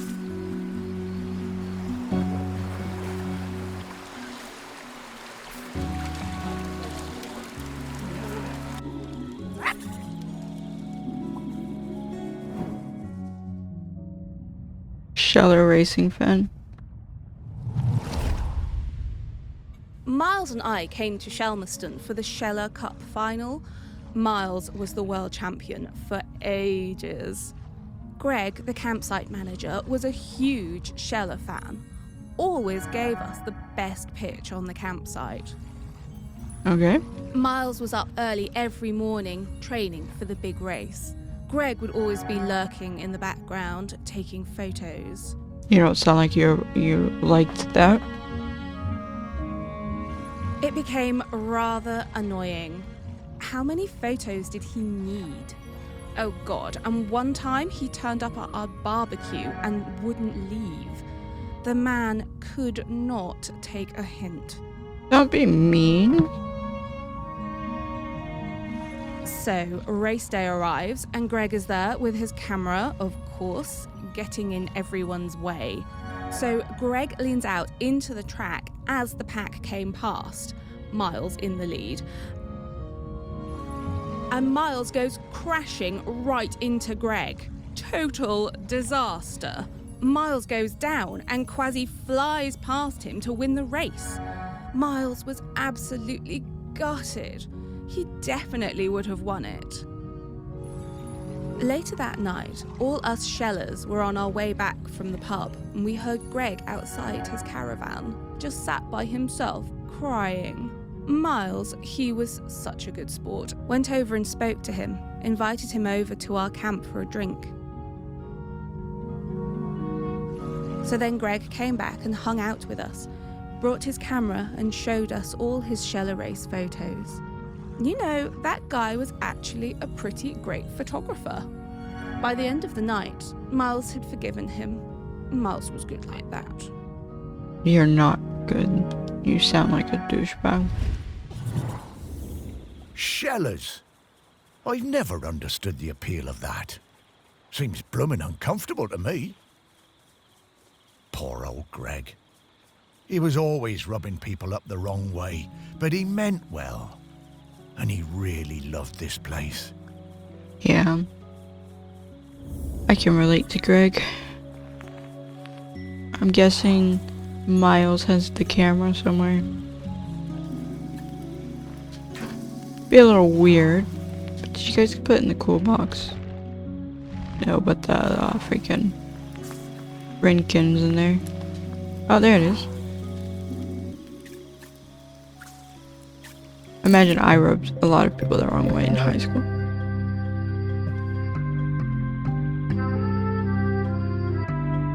So I can relate to Greg. Oh, I wish we could use this! I am a very photogenic dog, you know. Ah, yes, of course you are. Never would have guessed. Arthur and Katie. Right past their bedtime, but Arthur, Katie, and Sir Bumbleton are up on a big rock, keeping an eye on the Sheller party, making sure Pig is okay. Okay. Why wouldn't Pig be okay?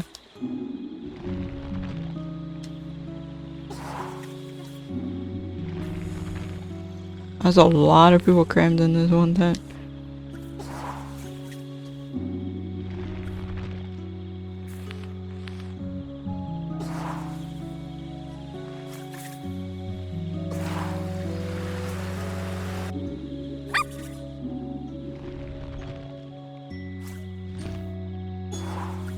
Yep.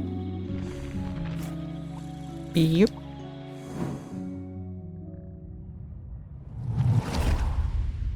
I love camping. We've come to Shelmerston every summer with the kids for years. Okay, our tent is a bit bright, but that means the kids can always see it. Makes sense. Greg seemed angry about everything this year. He told us our tent was outside of the regulation colours, and being around the kids seemed to really upset him. But they were only being kids, just running around playing. Greg was blowing that bloody whistle every 5 minutes. One day, Greg confiscated my little one's kite. He was terrifying. We still sometimes get nightmares about it. I had to do something. As any parent should. When I saw Greg put the whistle down, I pinched it and took out the pea. You know, the thing that makes the noise. I threw that pea somewhere Greg would never find it. You should have seen his face when he blew his whistle and nothing happened. You couldn't have just talked to I always him? wondered how Greg managed to get so good at hand whistling. Couldn't just talk to him like a person?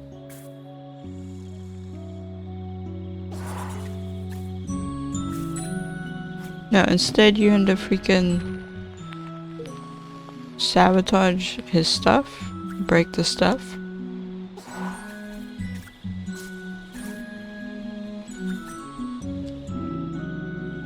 Did you put it in a pile of poo? So much to check. Here it is. It's very hard to see certain things.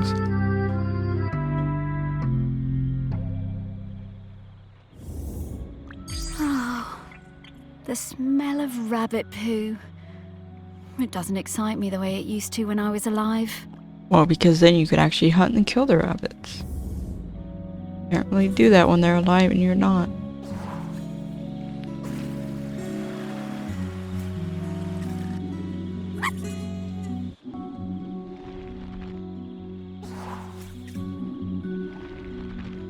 Oh, looking at a map? Or a pamphlet for bird watching? My whole life I've dreamed of seeing a Jempson's sea owl. One day, I read the news that a guy on this little island called Shelmerston had discovered one.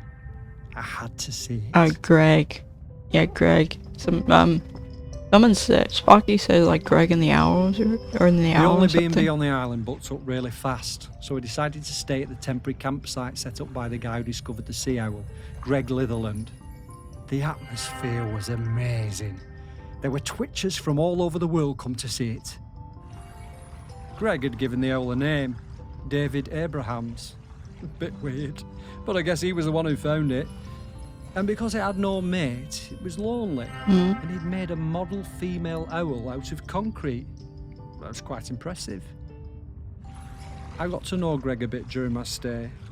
He really seemed to resent all the noise and fuss on the island. His island, as he thought of it. And the irony was that he was the one who'd got everyone excited about coming to Shelmerston. Greg told us he'd take us up in groups to the owl's nest site, but I snuck up early with my camera. It saw me and it flew off hooting and I didn't get a picture.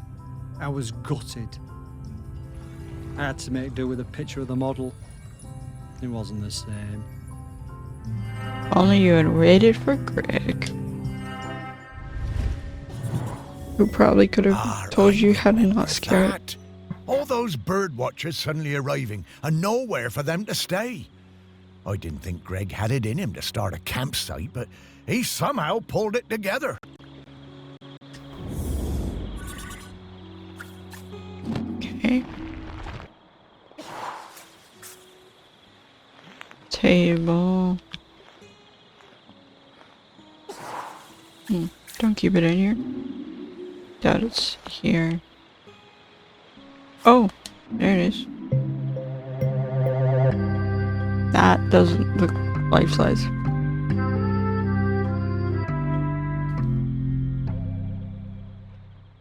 Tiny thing. Oh, poor old David Abrahams.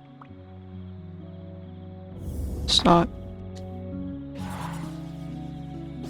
Okay, one more.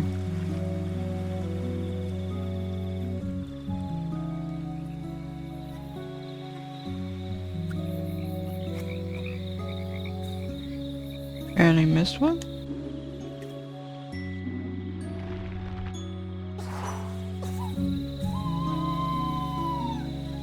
Oh, is it the owl? Maybe? Yeah, it's here. It didn't let me get this one before.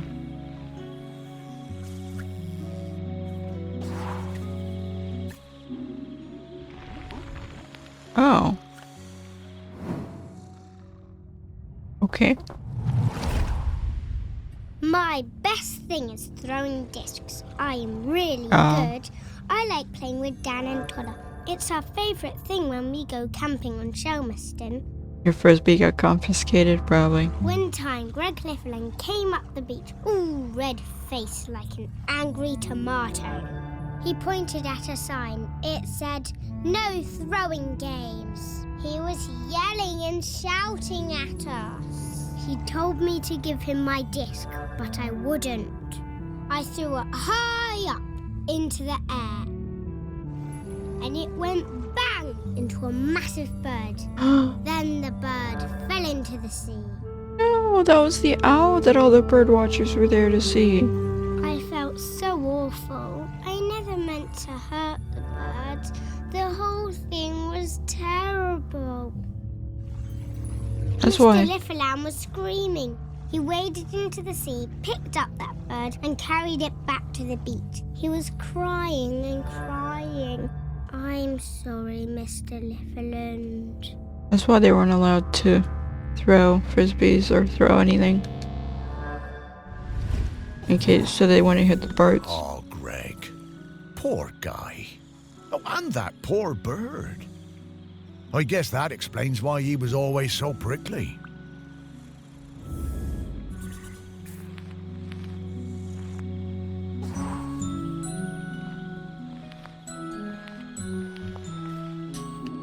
Greg Cabot?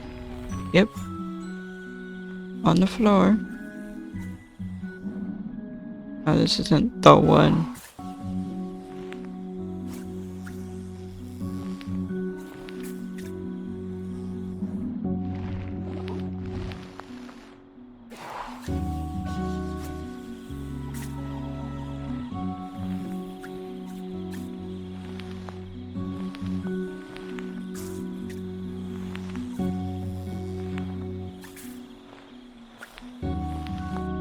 Okay.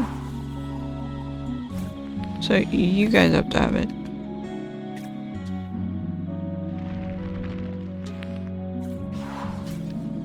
Nope.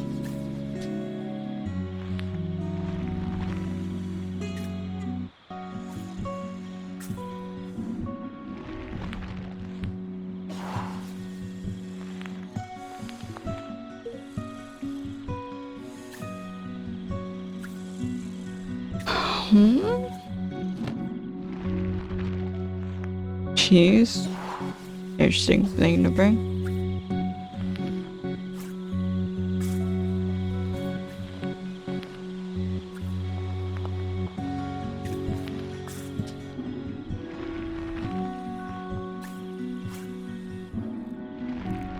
Oh, okay. Nothing in there. Probably nothing in here.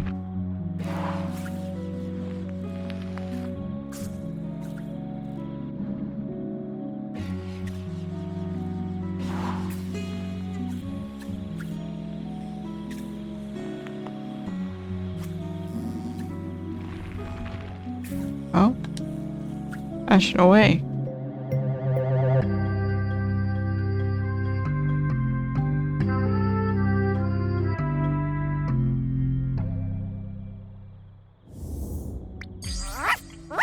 I love these things!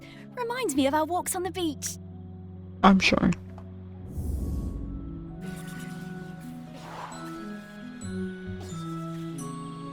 Always leave the last thing for the thing that's so hard to get out of. Woof! Okay, I've got his scent. It was quite faint, but I'm a very good dog. Let's go find him. You're not the one that gives yourself the title of good or bad to others that do. Oh, there you are. 15 again. Why was the last one only 12?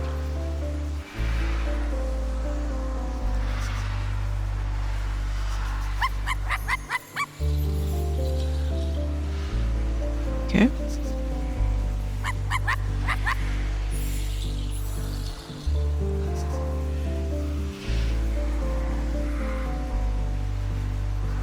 Almost got all of them.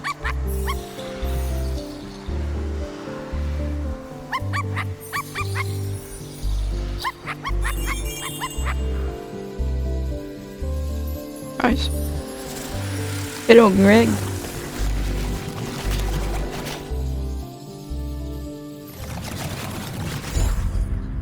Hey, bud.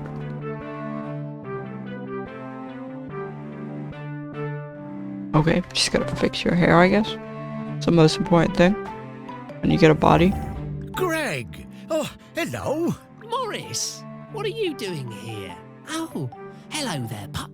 Hi, Greg. You can talk now.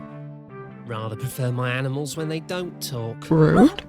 Yeah, Greg, we need to ask you, would you be interested in being the next island custodian? No.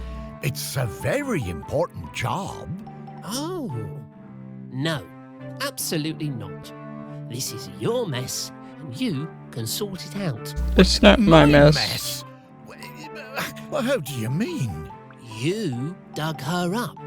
I warned you, and I warned you when we were still alive that those archaeological digs were a bad idea. That's not and why. now we know exactly how bad. Well, now hold on, Greg. That's not how that works. Oh, isn't it? No. Talking dog.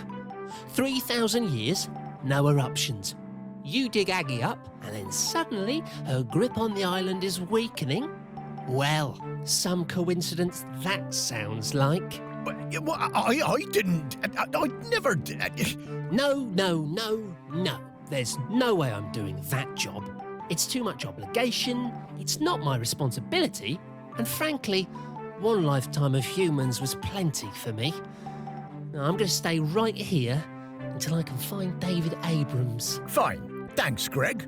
See ya, I suppose. Thanks, Greg.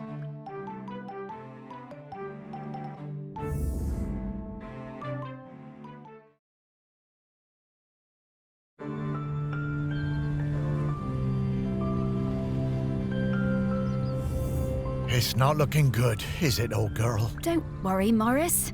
I hate it when you worry. It makes me nervous. He's waiting for David Abrams. I guess I'm like him in that way.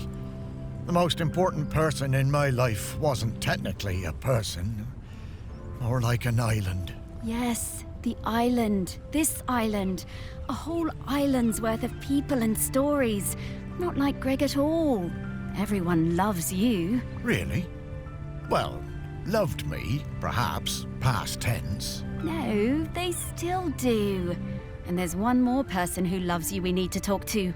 Our last prospect. I just know we're getting close now. Hey, Sparky, how do you know all this stuff? I mean, you're just my dog. Just my dog? Well, nobody is just anything, Morris. I'm mostly the dog you raised, but I'm also kind of a messenger, a scout, part of something bigger.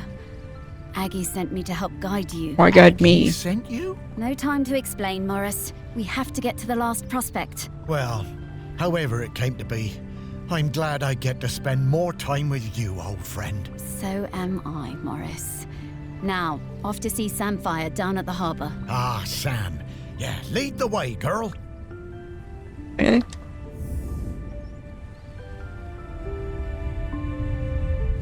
Dead ass person.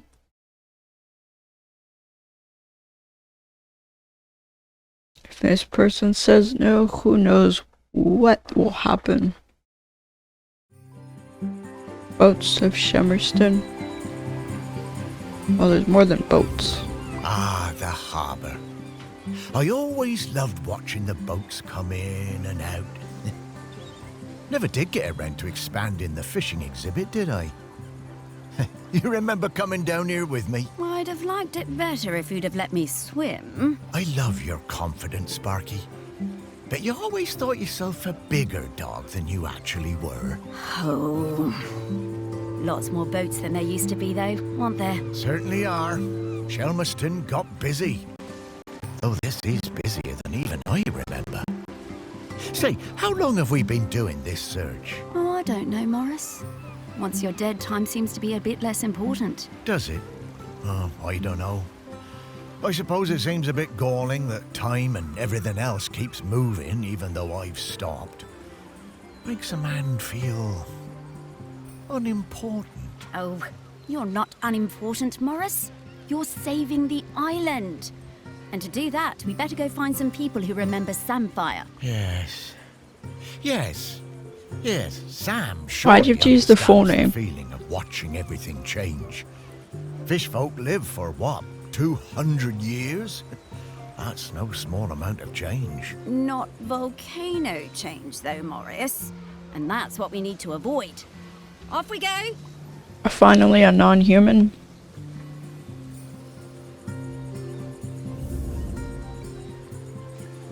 One of the fish folk, Sam was one of the first of their kind to fully integrate with the ways of the land. Taking a position of responsibility as Shemerson's harbor controller, Sam played an important part in helping the island retain its own identity in the face of industrialization and tourism. They were an integral member of the Save the Morlo movement. Okay.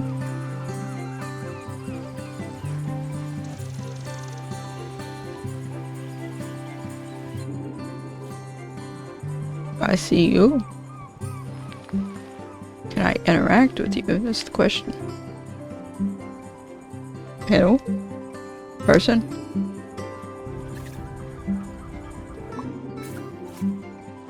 Winkle Bob.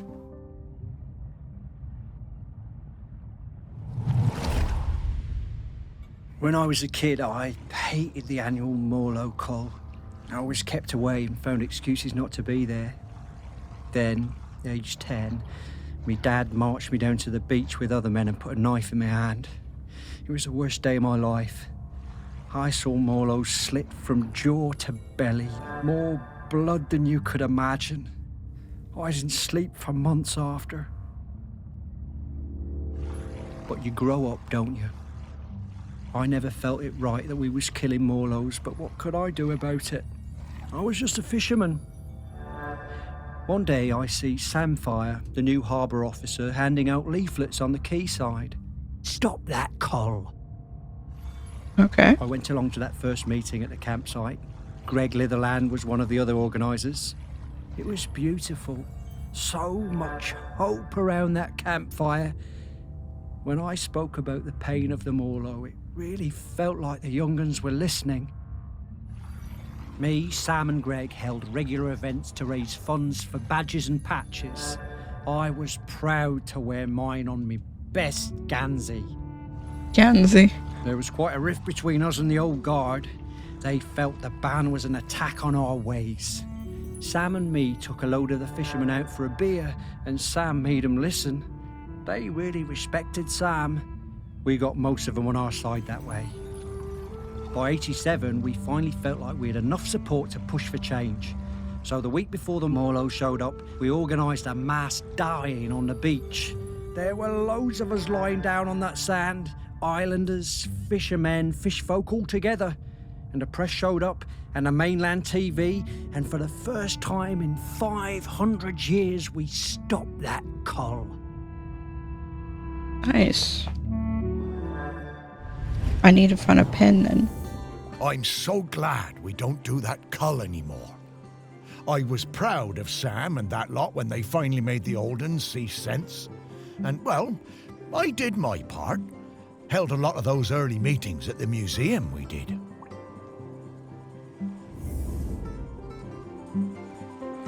I'm looking for a pen.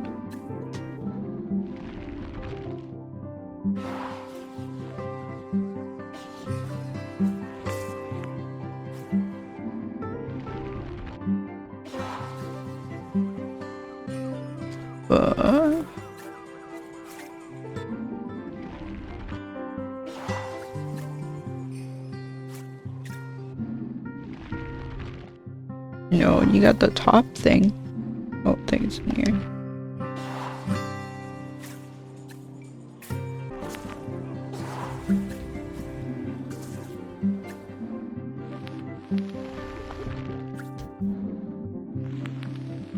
Okay.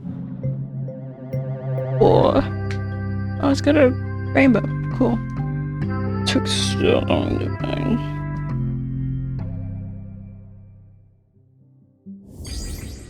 Oh, I love Morlos. Such gentle creatures.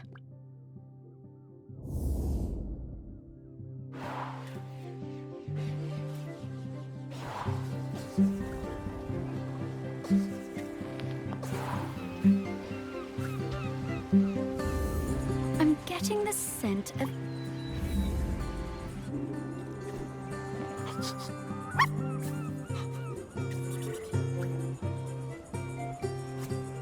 Oh, sea creature?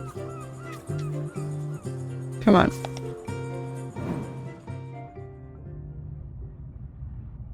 A smiley face.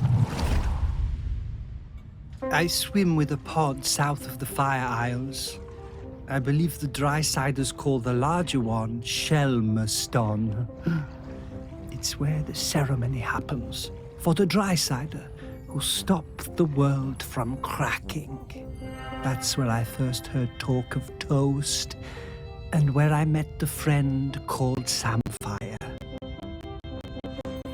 I did not believe it at first. A food which snaps so dry. Then one morning at sunup, I followed the ship and caught a blackened slice as it arced into the water. This was the start of my lifelong love of toast. Burnt toast.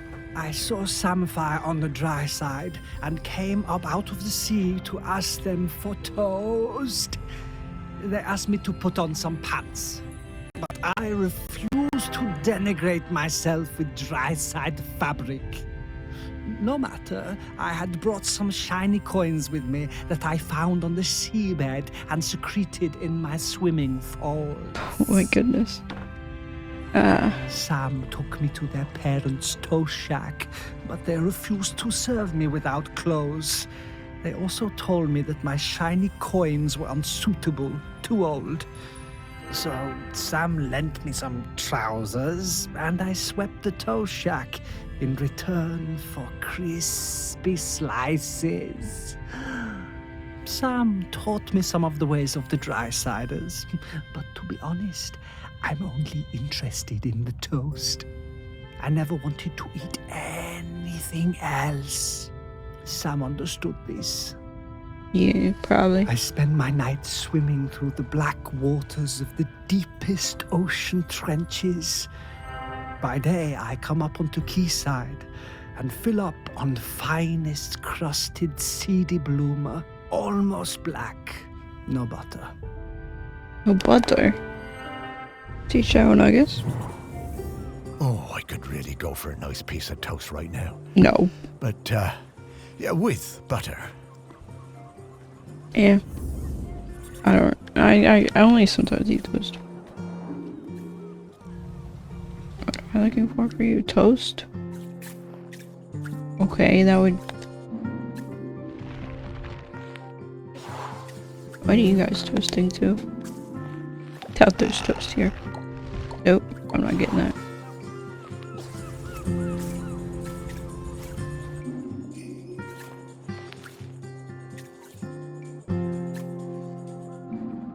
Okay, bubble it. Anyway, lots of donuts. I've had donuts. How long has it been since I've had donuts?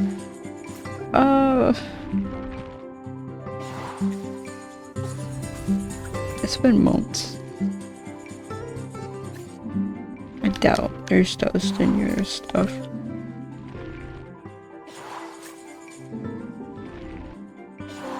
March, you guys stashed a lot of alcohol. So why not stash toast? There are like people who you're trying to get them to give you toast. I'm assuming it's on here. Not gonna be there.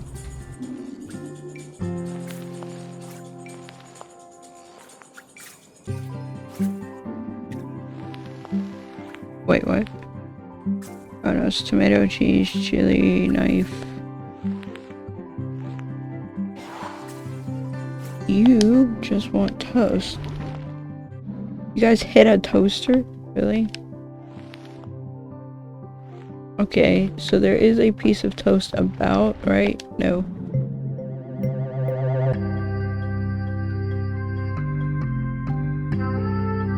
Why do you really already made toast in the toaster? And you guys are drinking It's a shame. alcohol. But it doesn't seem like there's a whole lot of toast on this side. Because they catch fish mostly. So it's easier for them to get access to like fish. No idea about the cheese and tomatoes.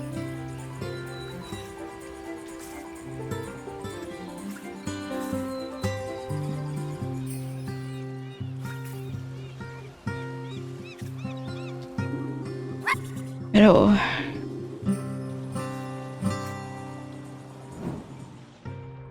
Lance Dustin. By the time Sam started as the harbour controller in '79, the fishing industry in Shelmiston was on its arse. No way to compete with those factory trawlers from the mainland, was there? Couldn't moor those things anywhere near the island, even if we had them. Of course we were all smuggling, stands to reason, done it? There was no money. All those old fishing sheds on the quay, the ones the tourists like, were falling down. Old place looked, pardon me, like a tip. Like a tip. There was a lot of trouble at first. Sam trying to stick by the rules and catch us out any way they could, and us trying any which way to give her the runabout. Wasn't easy, mind you. She was smart, that Sam. You never knew when they were going to pop her head out of the water beside your tub. And to be fair to Sam, some of them smuggling boys were bad uns. Worse stuff than booze on some of them boats, and that's the truth. Probably no bad thing Sam put a stop to it. Sam was female. But in time, Sam started to see how things were, how we do things, and we came to an understanding of sorts. If Sam turned a blind eye to a bit of the decent stuff, the harmless stuff, then we'd report the worst of it. I mean, we all want to keep the seas safe, stands to reason. Plus, Sam was partial to a bottle or two of the sheep shank on occasion. Oh, yeah. Depends. Sam was sharp as a gutting knife. They made us hand over some of the, shall we say, dividends to fix up the quay, all them sheds and that. Make them into something we can be proud of. Turn things around for Shelmiston, that did. Now we get more of those tourists since the big ferry started, and they love a day out on a boat. Ken takes them all out, he does. At the same time, Sam organised a kind of work-sharing thing with the fish folk. Got some of them to swim along with the fishing boats, help them locate the biggest shoals. Gave those big trawlers with all their fancy radar gear a run for their money. We'll never be big players in the fishing down here. But thanks to Sam, we hold our own. Bless him. Sam really made a change. I reckon I still have a bottle or two of sheep shank stashed away at the museum. Don't suppose anyone will ever drink them now. Depends on if someone finds it.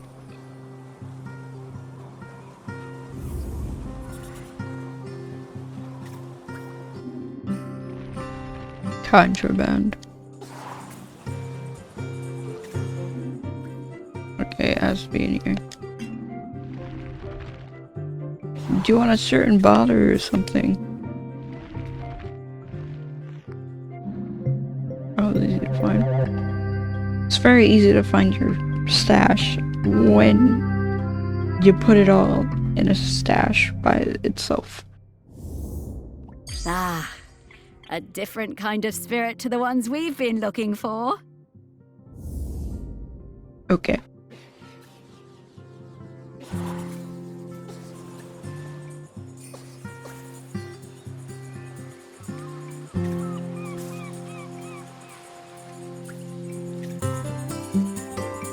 Forest.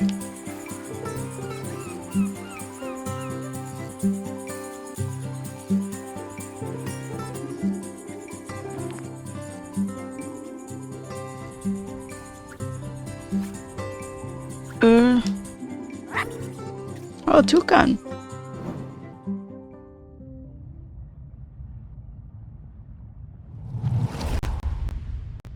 I first met Sam when I sailed the new ferry, the Queen of the Isles, into harbor.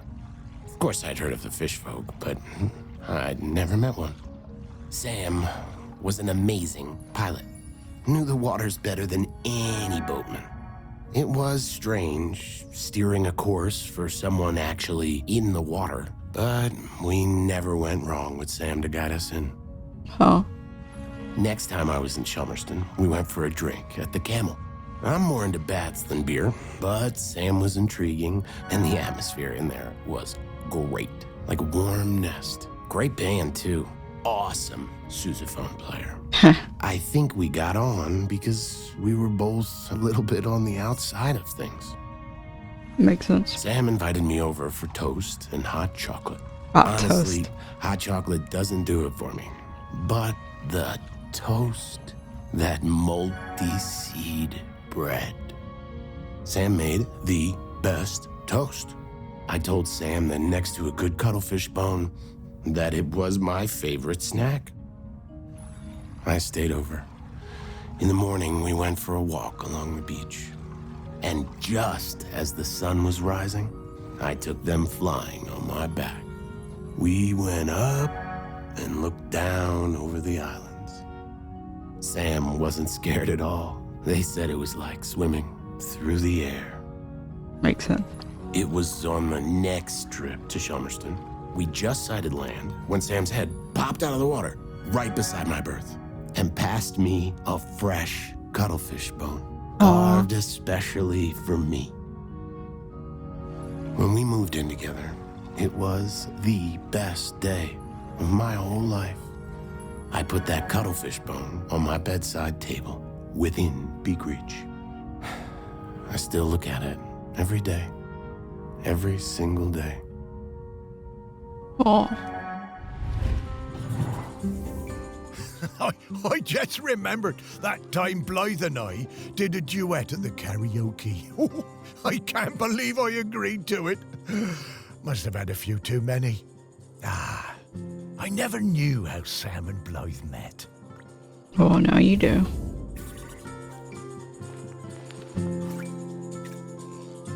Probably in here. This is your area.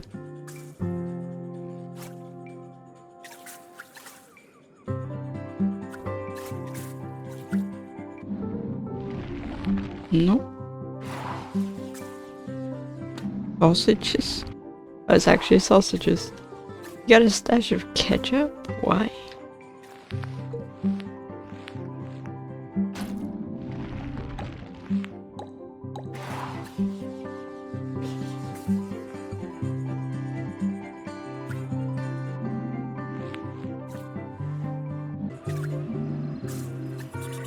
Oh, okay, I expected paint. My bad.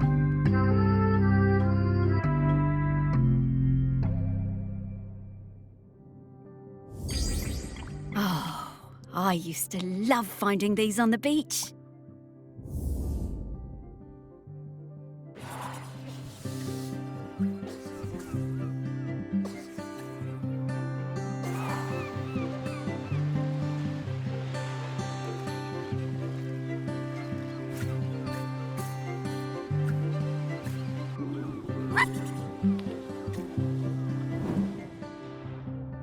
Fish person, is this you again? Whatever your name. It was the 6th summer after I spawned that I went to my first Aggie's Day ceremony. You know, Aggie, the dry cider who saved the world from cracking in two. We don't go on land until we're 6 years old. It's all swimming, wafting around. Standing up is hard at first, the weight distribution. Anyway, I went up dry side for the ceremony, and that was where I first met Sam. It was so loud and hot out there, all that shell blowing. I was bored, and my body felt dry and heavy. I was too young, really. There were souvenir stalls selling bracelets with little stones of polished lava. I wanted one so bad, I would not shut up about it. Sam bought you one, I'm assuming. Sam saw I was fed up. They took me up the beach, away to the dunes, and Sam gave me a little polished stone of my own to play with. Had a heart of gold, they did. It wasn't until years later that I found out it was a tiny replica of the one Aggie died on. We became good friends. Sam helped a lot. They were always on my side. My pod, we were quite traditional, didn't like us working with the dry-siders, but Sam talked me into going for the job as a diver on the new harbour. If it wasn't for them, I don't think I'd have tried. You liked it. That stone was my lucky charm. I took it with me when I went for the interview, and I took it down with me when I went on my first dive. I had a pocket made specially in my tool belt. Sam took me under their fin, invited me out to the Camel, and let me stay with them and Blythe on the ferry if it was a late one. And there were plenty of late ones. Karaoke nights are still my favourites. Every time I feel that lucky stone in my pocket, I think of Sam.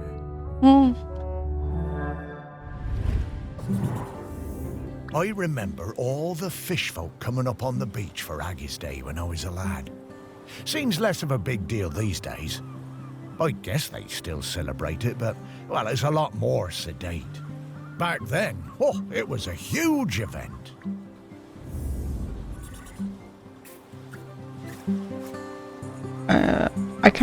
What annoys me a little bit is their mementos are never where they actually say it they are.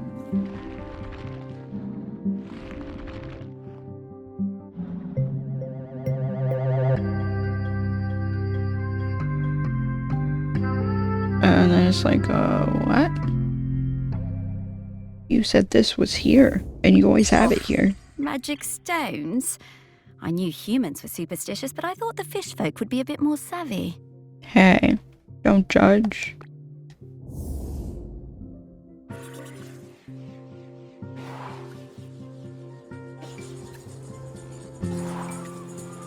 And that was it, apparently. Oof, Sam. This is an easy scent profile. I'm coming, Sam. Yeah, that.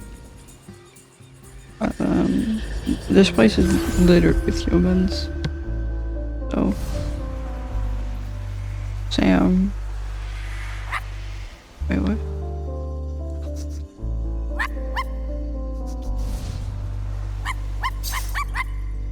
Oh.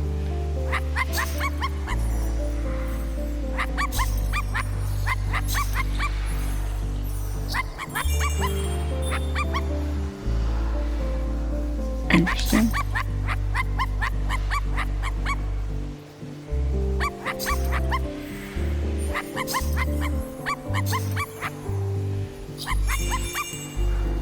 Hello, Simon. You made quite the impact, huh? What are the chances that you say no? I wonder. Oh? Yes, toast.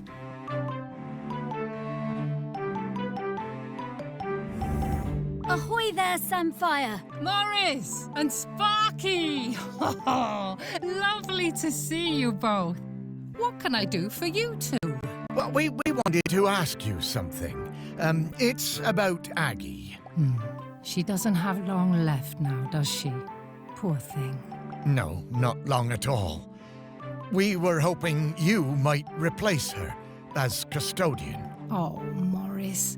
I spent years of my life as harbour master trying to keep people from meddling with nature. I don't feel any differently now. I'm appreciative of all Aggie has sacrificed for us, but the island spirit isn't evil. It just needs to erupt from time to time. And if it needs to now, let it, I say. Let nature do what it must. As the fish folk say, the tides will tell. Yeah. Yeah, Sam, I hear that. I really do. No! No, Morris. We can't just give up. Now, we'll talk about this in a bit, Sparky. Sam, it's always good to see you. Will you be around later? I think I will. A volcanic eruption is a rare and beautiful thing. I think I'd like to see it. Okay.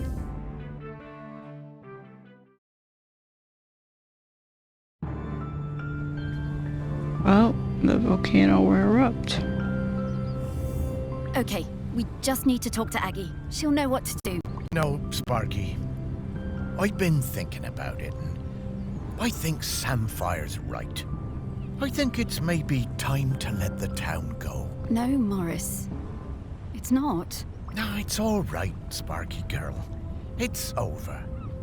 This isn't my town anymore. The only ones around here who remember me are ghosts. That's not true. No, it is. But that's all right. Truly it is. Everything for a season and all that. And I miss the people I knew. The people who've moved on. I want to see them again.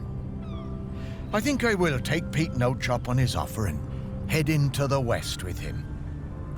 Shelmerston doesn't need Morris Lupton any longer. Morris Lupton, you will not give up. You have been granted a precious responsibility and you will honor it. Sparky? I'm sorry about that. Remember when I told you I was mostly Sparky? I am. You're part but Aggie. Mostly. Then what else are you? Aggie. I am the rock that you stand on. The wood you people built this town from. The magma bubbling beneath your feet. I am Shelmerston. And right now I want to erupt. But I have also made connections to the things that live here. Connections I want to keep alive. I need you, Morris. Right. Well, And I'm still your Sparky. Mostly. And I need you, Morris. We all do. Oh, Sparky. I know you feel forgotten. I know you want to move on. I do too, but I can't until I wrap up this last bit of unfinished business. Will you try one last avenue with me? If we still can't find a solution, then I'll be done. It'll all be done. And we can go into the West together. Please. For some reason I feel All like you right, can't Sparky. go into the One West. last try. But who else is there to talk to? Aggie. Aggie? But where is she? I mean, she's everywhere, isn't she? She is. But I can sniff her out. I just need some mementos. But where would we find mementos from back then? Oh, of course. Back to your museum, Morris. Back where it all began. Also, why are we talking to Aggie? Wasn't the entire point to get someone so that Aggie can retire? What, we're gonna ask Aggie to renew the contract or something? What? Oh, someone else is here? Ah, well, it's reopened. Well, I suppose that's good. Need to keep up the footfall. Everything has to move on. Well, yes, but, you know, it is still your museum, Morris. It wouldn't be here without you. You also was wanted never it. my museum, Sparky. It was Shelmerston's. It's changing, but, you know, I think it should. So, what happens now? How do we find 4,000-year-old memories? Ah, come with me, Morris. There's one more thing I ought to show you. Oh, okay, Sparky. Okay.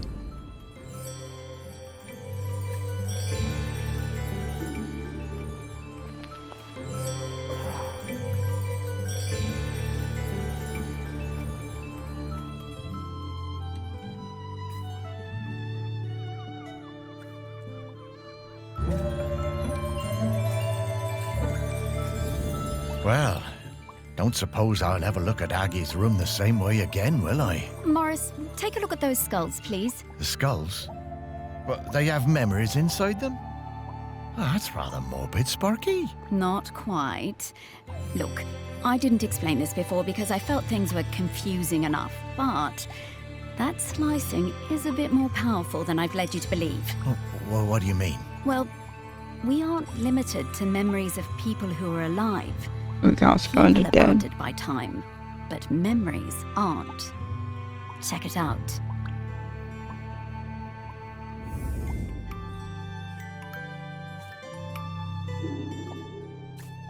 The dead.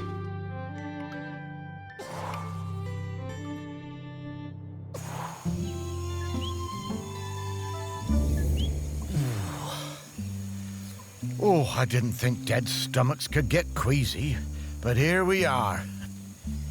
Where are we, Sparky? Bronze Age. When are we, Morris? This is Shelmerston in Aggie's time. You should be able to find some memories of her here. You are some dog, Sparky. We actually established this a while ago. We could do this. You're just a bit slow on the uptake, I guess. Own up. It was the worst night in the world when Aggie was born. It began in the old village, the one swept away by the rivers of fire. The ground shook and the earth split open and spat sparks. The sun hid and the huts burst into flame as we fled. Okay. I thought we would all die. Everyone washed in the burning orange death, and Aggie's mother howling with the pain of the child coming. We made it as far as the cliff top by the sea. The mountain was still roaring and roaring. The rock ran in rivers toward the sea. The air smelled of death and poison. But Aggie was perfect. Small and angry, her tiny fists pummeling the air. I used my knife to cut the cord. Of course. We chose a spot for the new village, closer to the beach. The burning rivers cooled to pumice and black glass. Obsidian.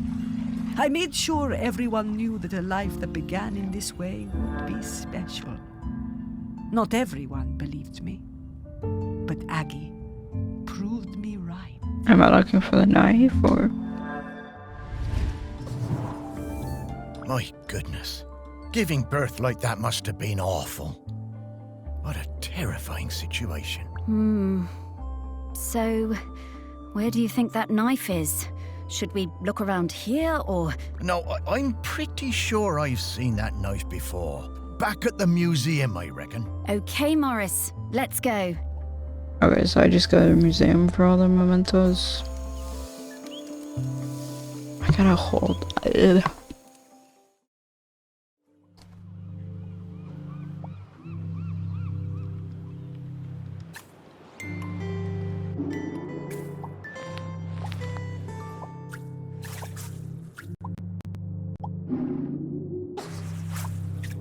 Shucks.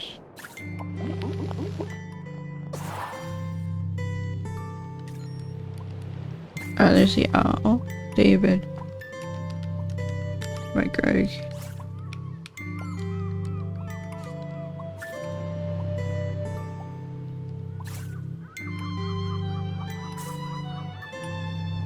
Here it is.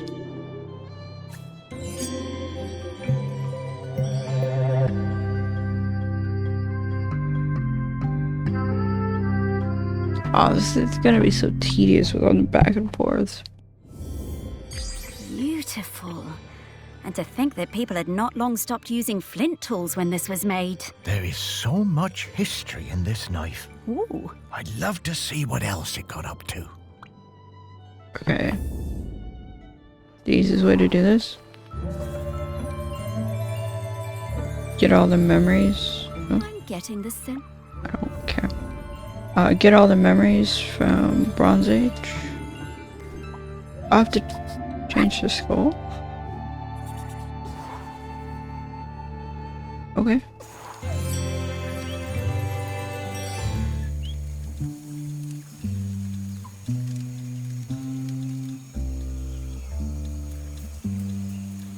Easiest way to do this though would be to get all the memories and then come and get all the mementos.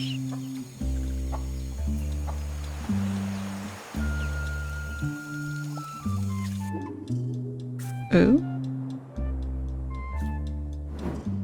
Oh, it says sea folk.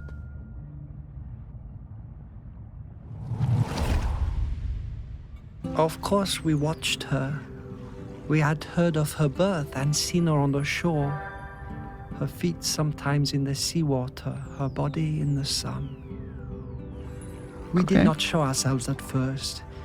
As a test, we left the mirror on the black shore, born of the volcano on the same day as her, and waited to see what would happen, to see if it called to her. She picked it up, turned it from side to side. She took it home. Is that what you wanted? The next time I saw her, I introduced myself. We sang together, and I showed her how the mirror worked. How if you emptied your mind and thought of air and light and sea, you would see things in its surface. How things would unfurl in the future. Aggie was better at mirror gazing than any of us sea folk. Okay. She saw a girl, her own daughter not yet born, as leader of the dry folk. I told Aggie to keep on gazing into that mirror, that one day the island would need something more than a leader. Oh, I had a box of rocks that looked like that mirror somewhere. Where did I put it? No, no.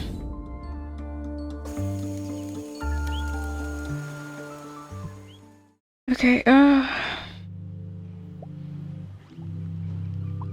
wait, do I have to actually...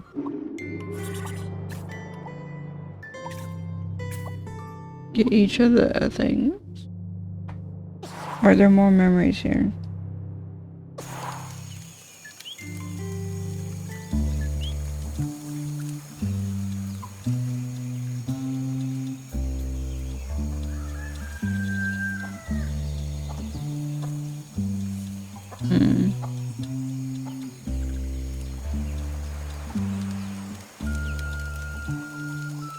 No. Oscar, we get all the mementos. So tedious.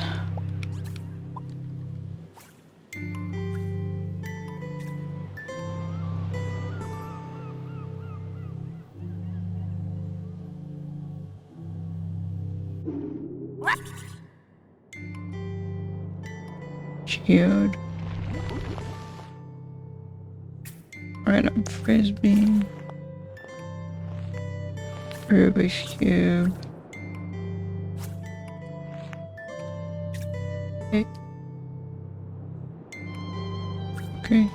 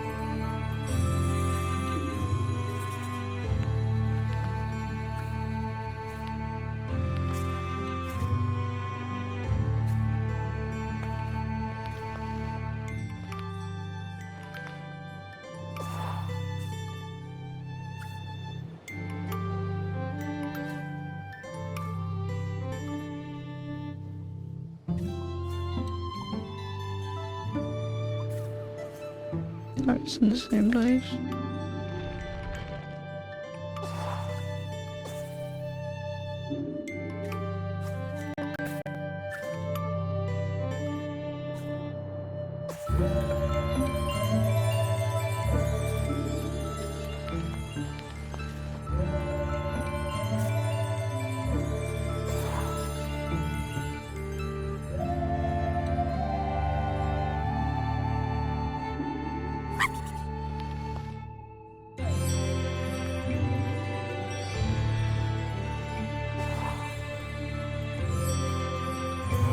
Okay.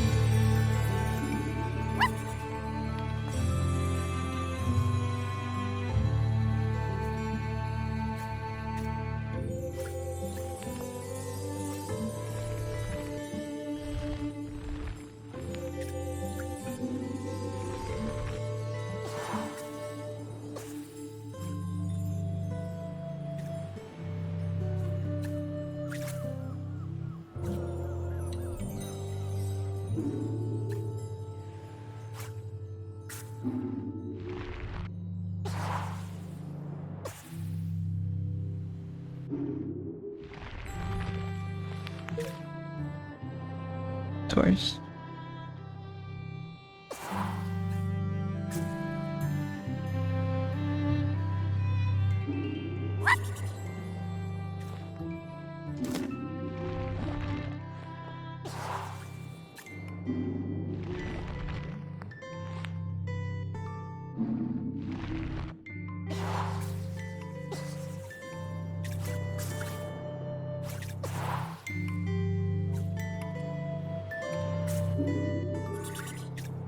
Okay. Actually in a box? Wow, for once it's actually somewhere where it's actually where it said, where they said it would be.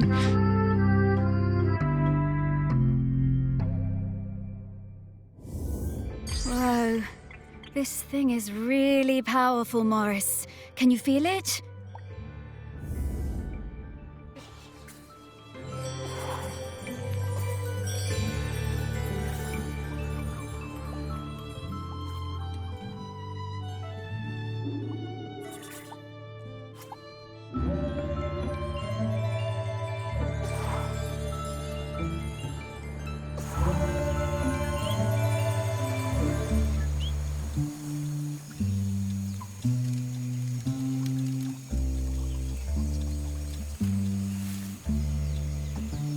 Oh. Hunters. Ah, your daughter. I was always fearless. My mother Aggie told me there was nothing I couldn't do. With Otsul and without, I hunted the deer in the woods and the hares on the mountain, all before I had taken my first lover. And younger still, one time Aggie had me knock her tooth out when she was in terrible pain.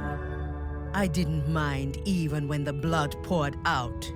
It was easy for me. Bit too easy, I'm assuming. Spears and knives were my nature. Death and courage were my meat and drink. I knew about Aggie's mirror, of course, but did not believe all of it. When Aggie warned us the mauler was sick and there would be fewer calves for the following years, none of us listened. It was to be my first cull. I wanted their blood. It was my nature. We would not take less of the Morlo just because an old woman told us to. She came to the beach after the Morlo slaughter, her hair wild, eyes burning with fury, raged and shouted like a woman out of her mind. "We had killed too many," she said. Then she left the village, told us she was done with all of us, forever. As Otsul marked me with oil and blood, I did not mourn my mother leaving. I was young and foolish, and the sight of her ashamed me. But of course, I did not see what was to come. To think that they were still having the same arguments about the Morlo way back in the Bronze Age. Not the same. Aggie must have sensed the trouble ahead. Maybe she was trying to find a way to prevent it. Ours was that they were sick.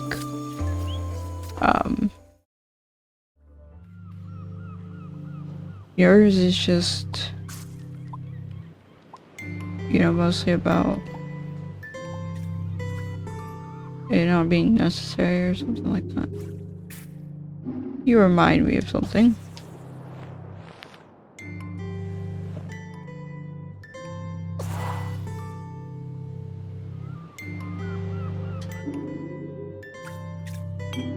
That's a shit.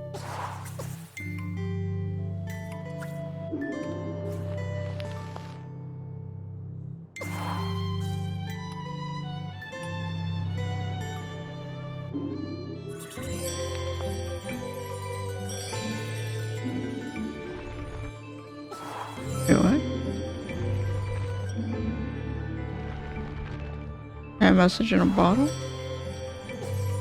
Interesting.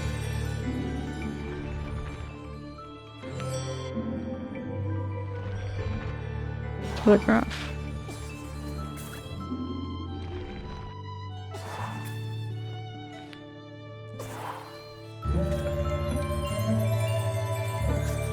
It's here somewhere. This one? No.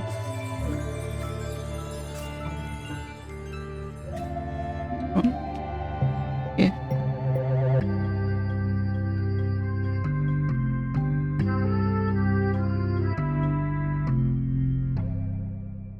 Nice. What a beautiful object. Delighted to have it in our museum.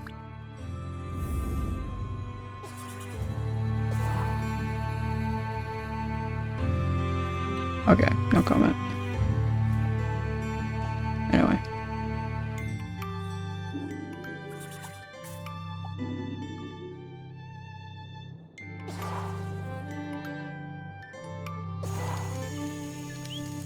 What happened next? There's the daughter.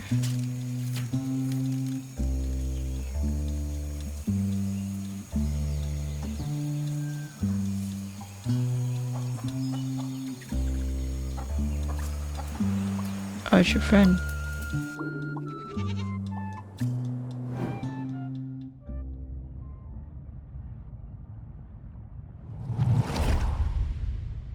She was alone, and I would bring her food sometimes, samphire and sea urchins.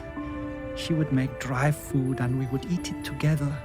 Textures unlike any we knew that broke apart in your hands and in your mouth. We would sing together, make tea together. We became her family. The dry folk left her alone. She had a companion for a few seasons, a hind who came down from the mountain and slept at her fire.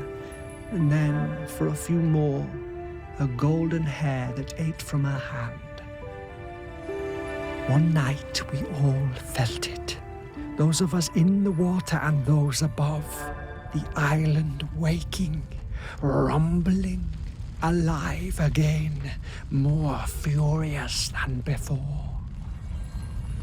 I found Aggie awake, tending her fire, unsleeping, unresting, staring into her mirror. She told me she'd seen the island sinking into orange fire and boiling sea, lost forever above and below. The village and our town in the sea caves, all gone. So she did something. Aggie went to the shore and blew the sinistral shell, calling our people up from the water. Aggie sang for them, the oldest song, and we spoke for some time. That night, the sea and sky was all the same color, a deep grey blue like a mackerel's back without the glitter. As the dawn approached, Aggie left the beach to return to her people, to tell them what must be done. And now I need the show. I'm not sure I want to see what happens next. We have to, Morris. Death. That's what happens next.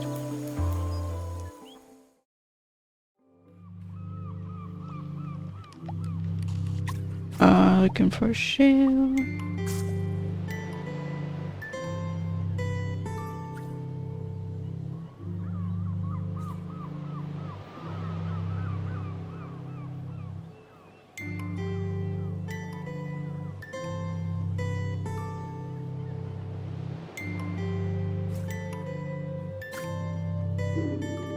I don't think this is it.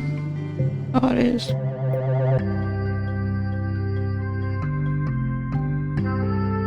Okay.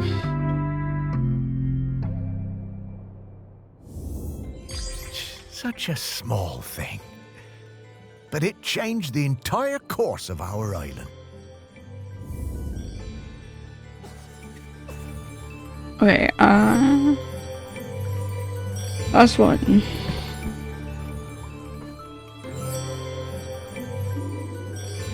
Skull your friend? Your friend? Yeah, possible. But we're probably looking at the memory of your daughter, right? Probably.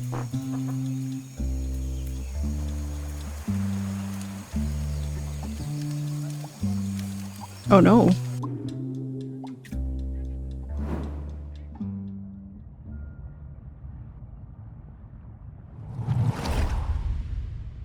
We heard the shell and knew Aggie had returned. Ibni was the leader then. It had taken many seasons, more than we would have liked, but there were finally enough Morlo again and our village was growing. We were strong. Some of the younger ones didn't know Aggie and didn't want to hear her, called her a moon-shotten crone, but Ibni looked in her mother's face and saw the truth of it. The end would come. The earth was growling again. There would be hot rivers of death and clouds of poison. But Aggie brought us the answer. She would give herself to the island. Ibni's voice shook. Surely a deer or a goat would be enough. The year's finest, blackest calf. Aggie cast down her eyes and shook her head. We all knew. I offered my blade, but Aggie turned me away. She took her knife that had cut her own cord the night the volcano last erupted and wrapped Ibni's fingers tight around the bone hilt. It must be you, Ibni, she said, and it must be now before the sun comes up. This day, this morning, or we are all gone. The village, the people, the island. Aggie embraced her daughter. Ibni whispered something, but I could not catch the words. Both women's faces shone with tears. Aggie sat on the ceremonial stone, the tears streaming now from all of us. Aggie delivered her final message. She told us her body must not be burned or given to the sea, but lain in the earth of the island beneath the mountain. Ibni was shaking, and then I realized it was not just Ibni. The whole island was trembling under our feet, waking up. Aggie told Ibni to be quick, the end was coming. As Aggie took Ibni's hand and guided the knife to her side, we saw the fish folk rising from the sea, hundreds of them, so many. I had no idea there were so many. Aggie was quiet the whole time, but Ibni cried out. A sound of longing and hurting from her heart like I had never heard. Then she fell silent, and as Aggie's life poured from her body, the island and everything on it fell suddenly still. Utterly still. We wept then, in sorrow and relief. Then the fish folk were among us, countless, numberless. One embraced Ibni, holding her up as it seemed her own legs might give way. When the sun came up that day, land and sea folk stood together for the first time, talking and singing the old songs, Aggie's songs, together. Ibni and the fish folk took Aggie up onto the mountain. They laid her in the peat alongside the knife and all the things she would need on her journey. Ibni watched over Aggie for days afterwards. Before she was covered, she placed a sacred carved stone, Aggie's beloved hair, inside her mother's mouth, to guide her and help her keep the mountain still forever. And so it was.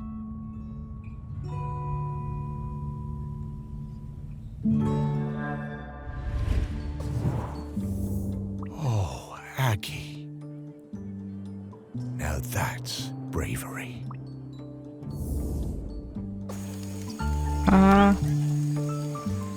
I guess.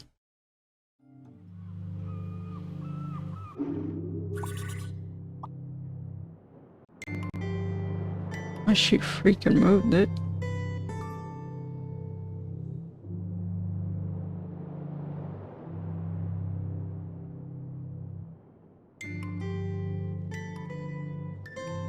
That is.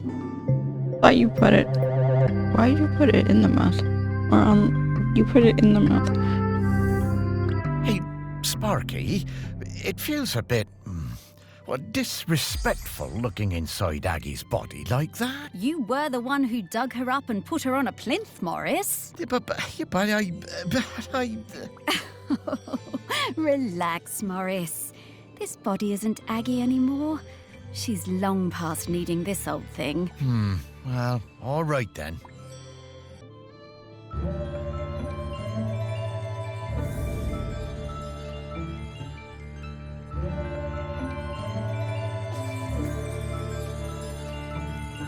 Wait. Okay, Morris. I'll level with you. We absolutely didn't need to find Aggie's mementos in order for me to sniff her out. She's here, waiting for you. She has been this whole time. You dire? Why did we need to visit the Bronze Age? Aggie thought it was important for you to see those memories, so you would understand her path before you met her. But also, wasn't it cool? That it was. The things I've seen now. Oh, Sparky, thank you so much. To think, for a while there, I was worried that being dead was gonna be boring. You are very welcome, Morris. Okay, so, shall we go say hello to Aggie? Yes! Okay. Oh gosh dang. Vibration's too strong. Morris! Sparky! It's so good to see you both. Hey, Aggie. Wait, you know me? Of course I do. Morris Lupton, one of the best-loved men in the history of Shelmerston, with the very finest dog. Me? Oh, I don't know. Come now. Let's go out of this place, into the air.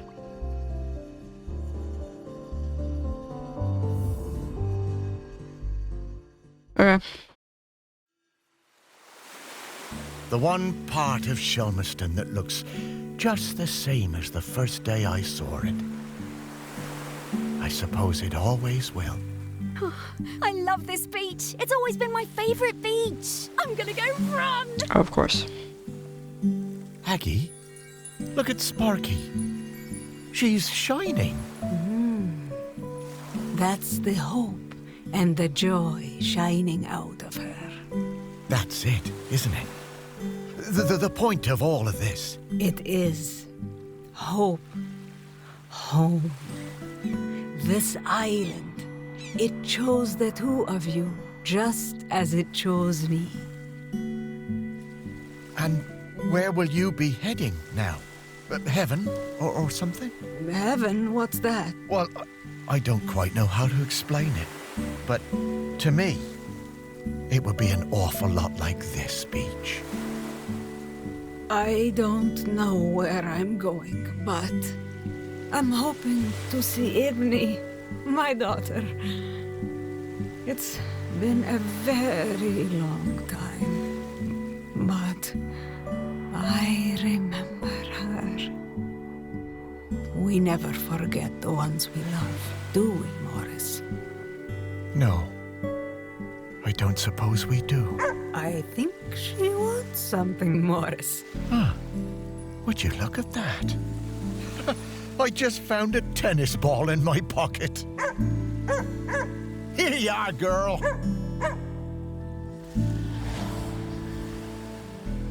Is he gonna be the one to replace her?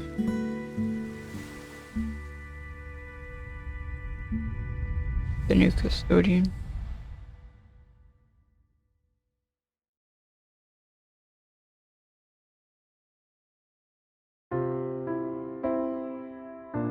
Okay, bit of an open ending there. Cool. Nice game. Peaceful. Interesting.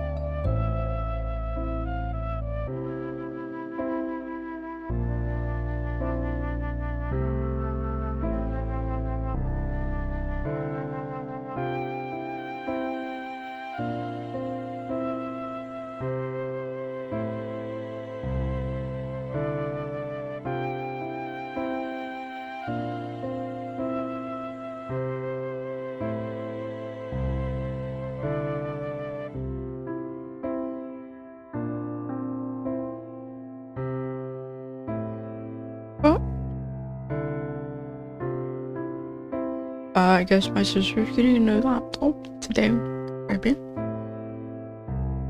Possibly tomorrow.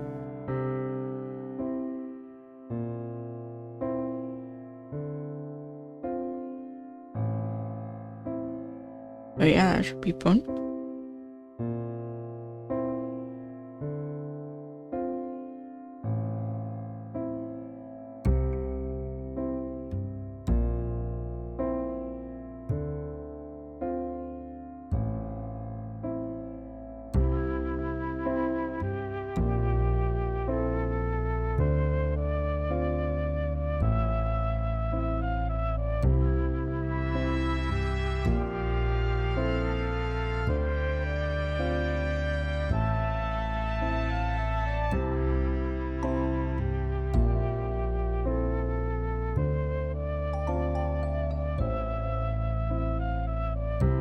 Hey, Sam Blythe.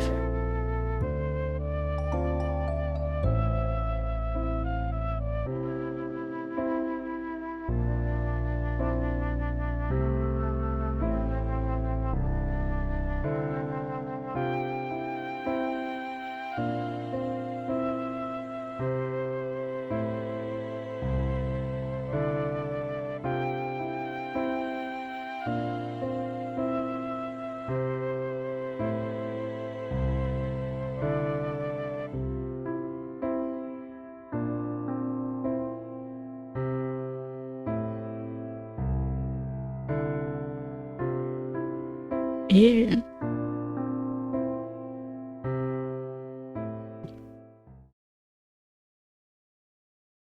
So guys, that was I Am Dead.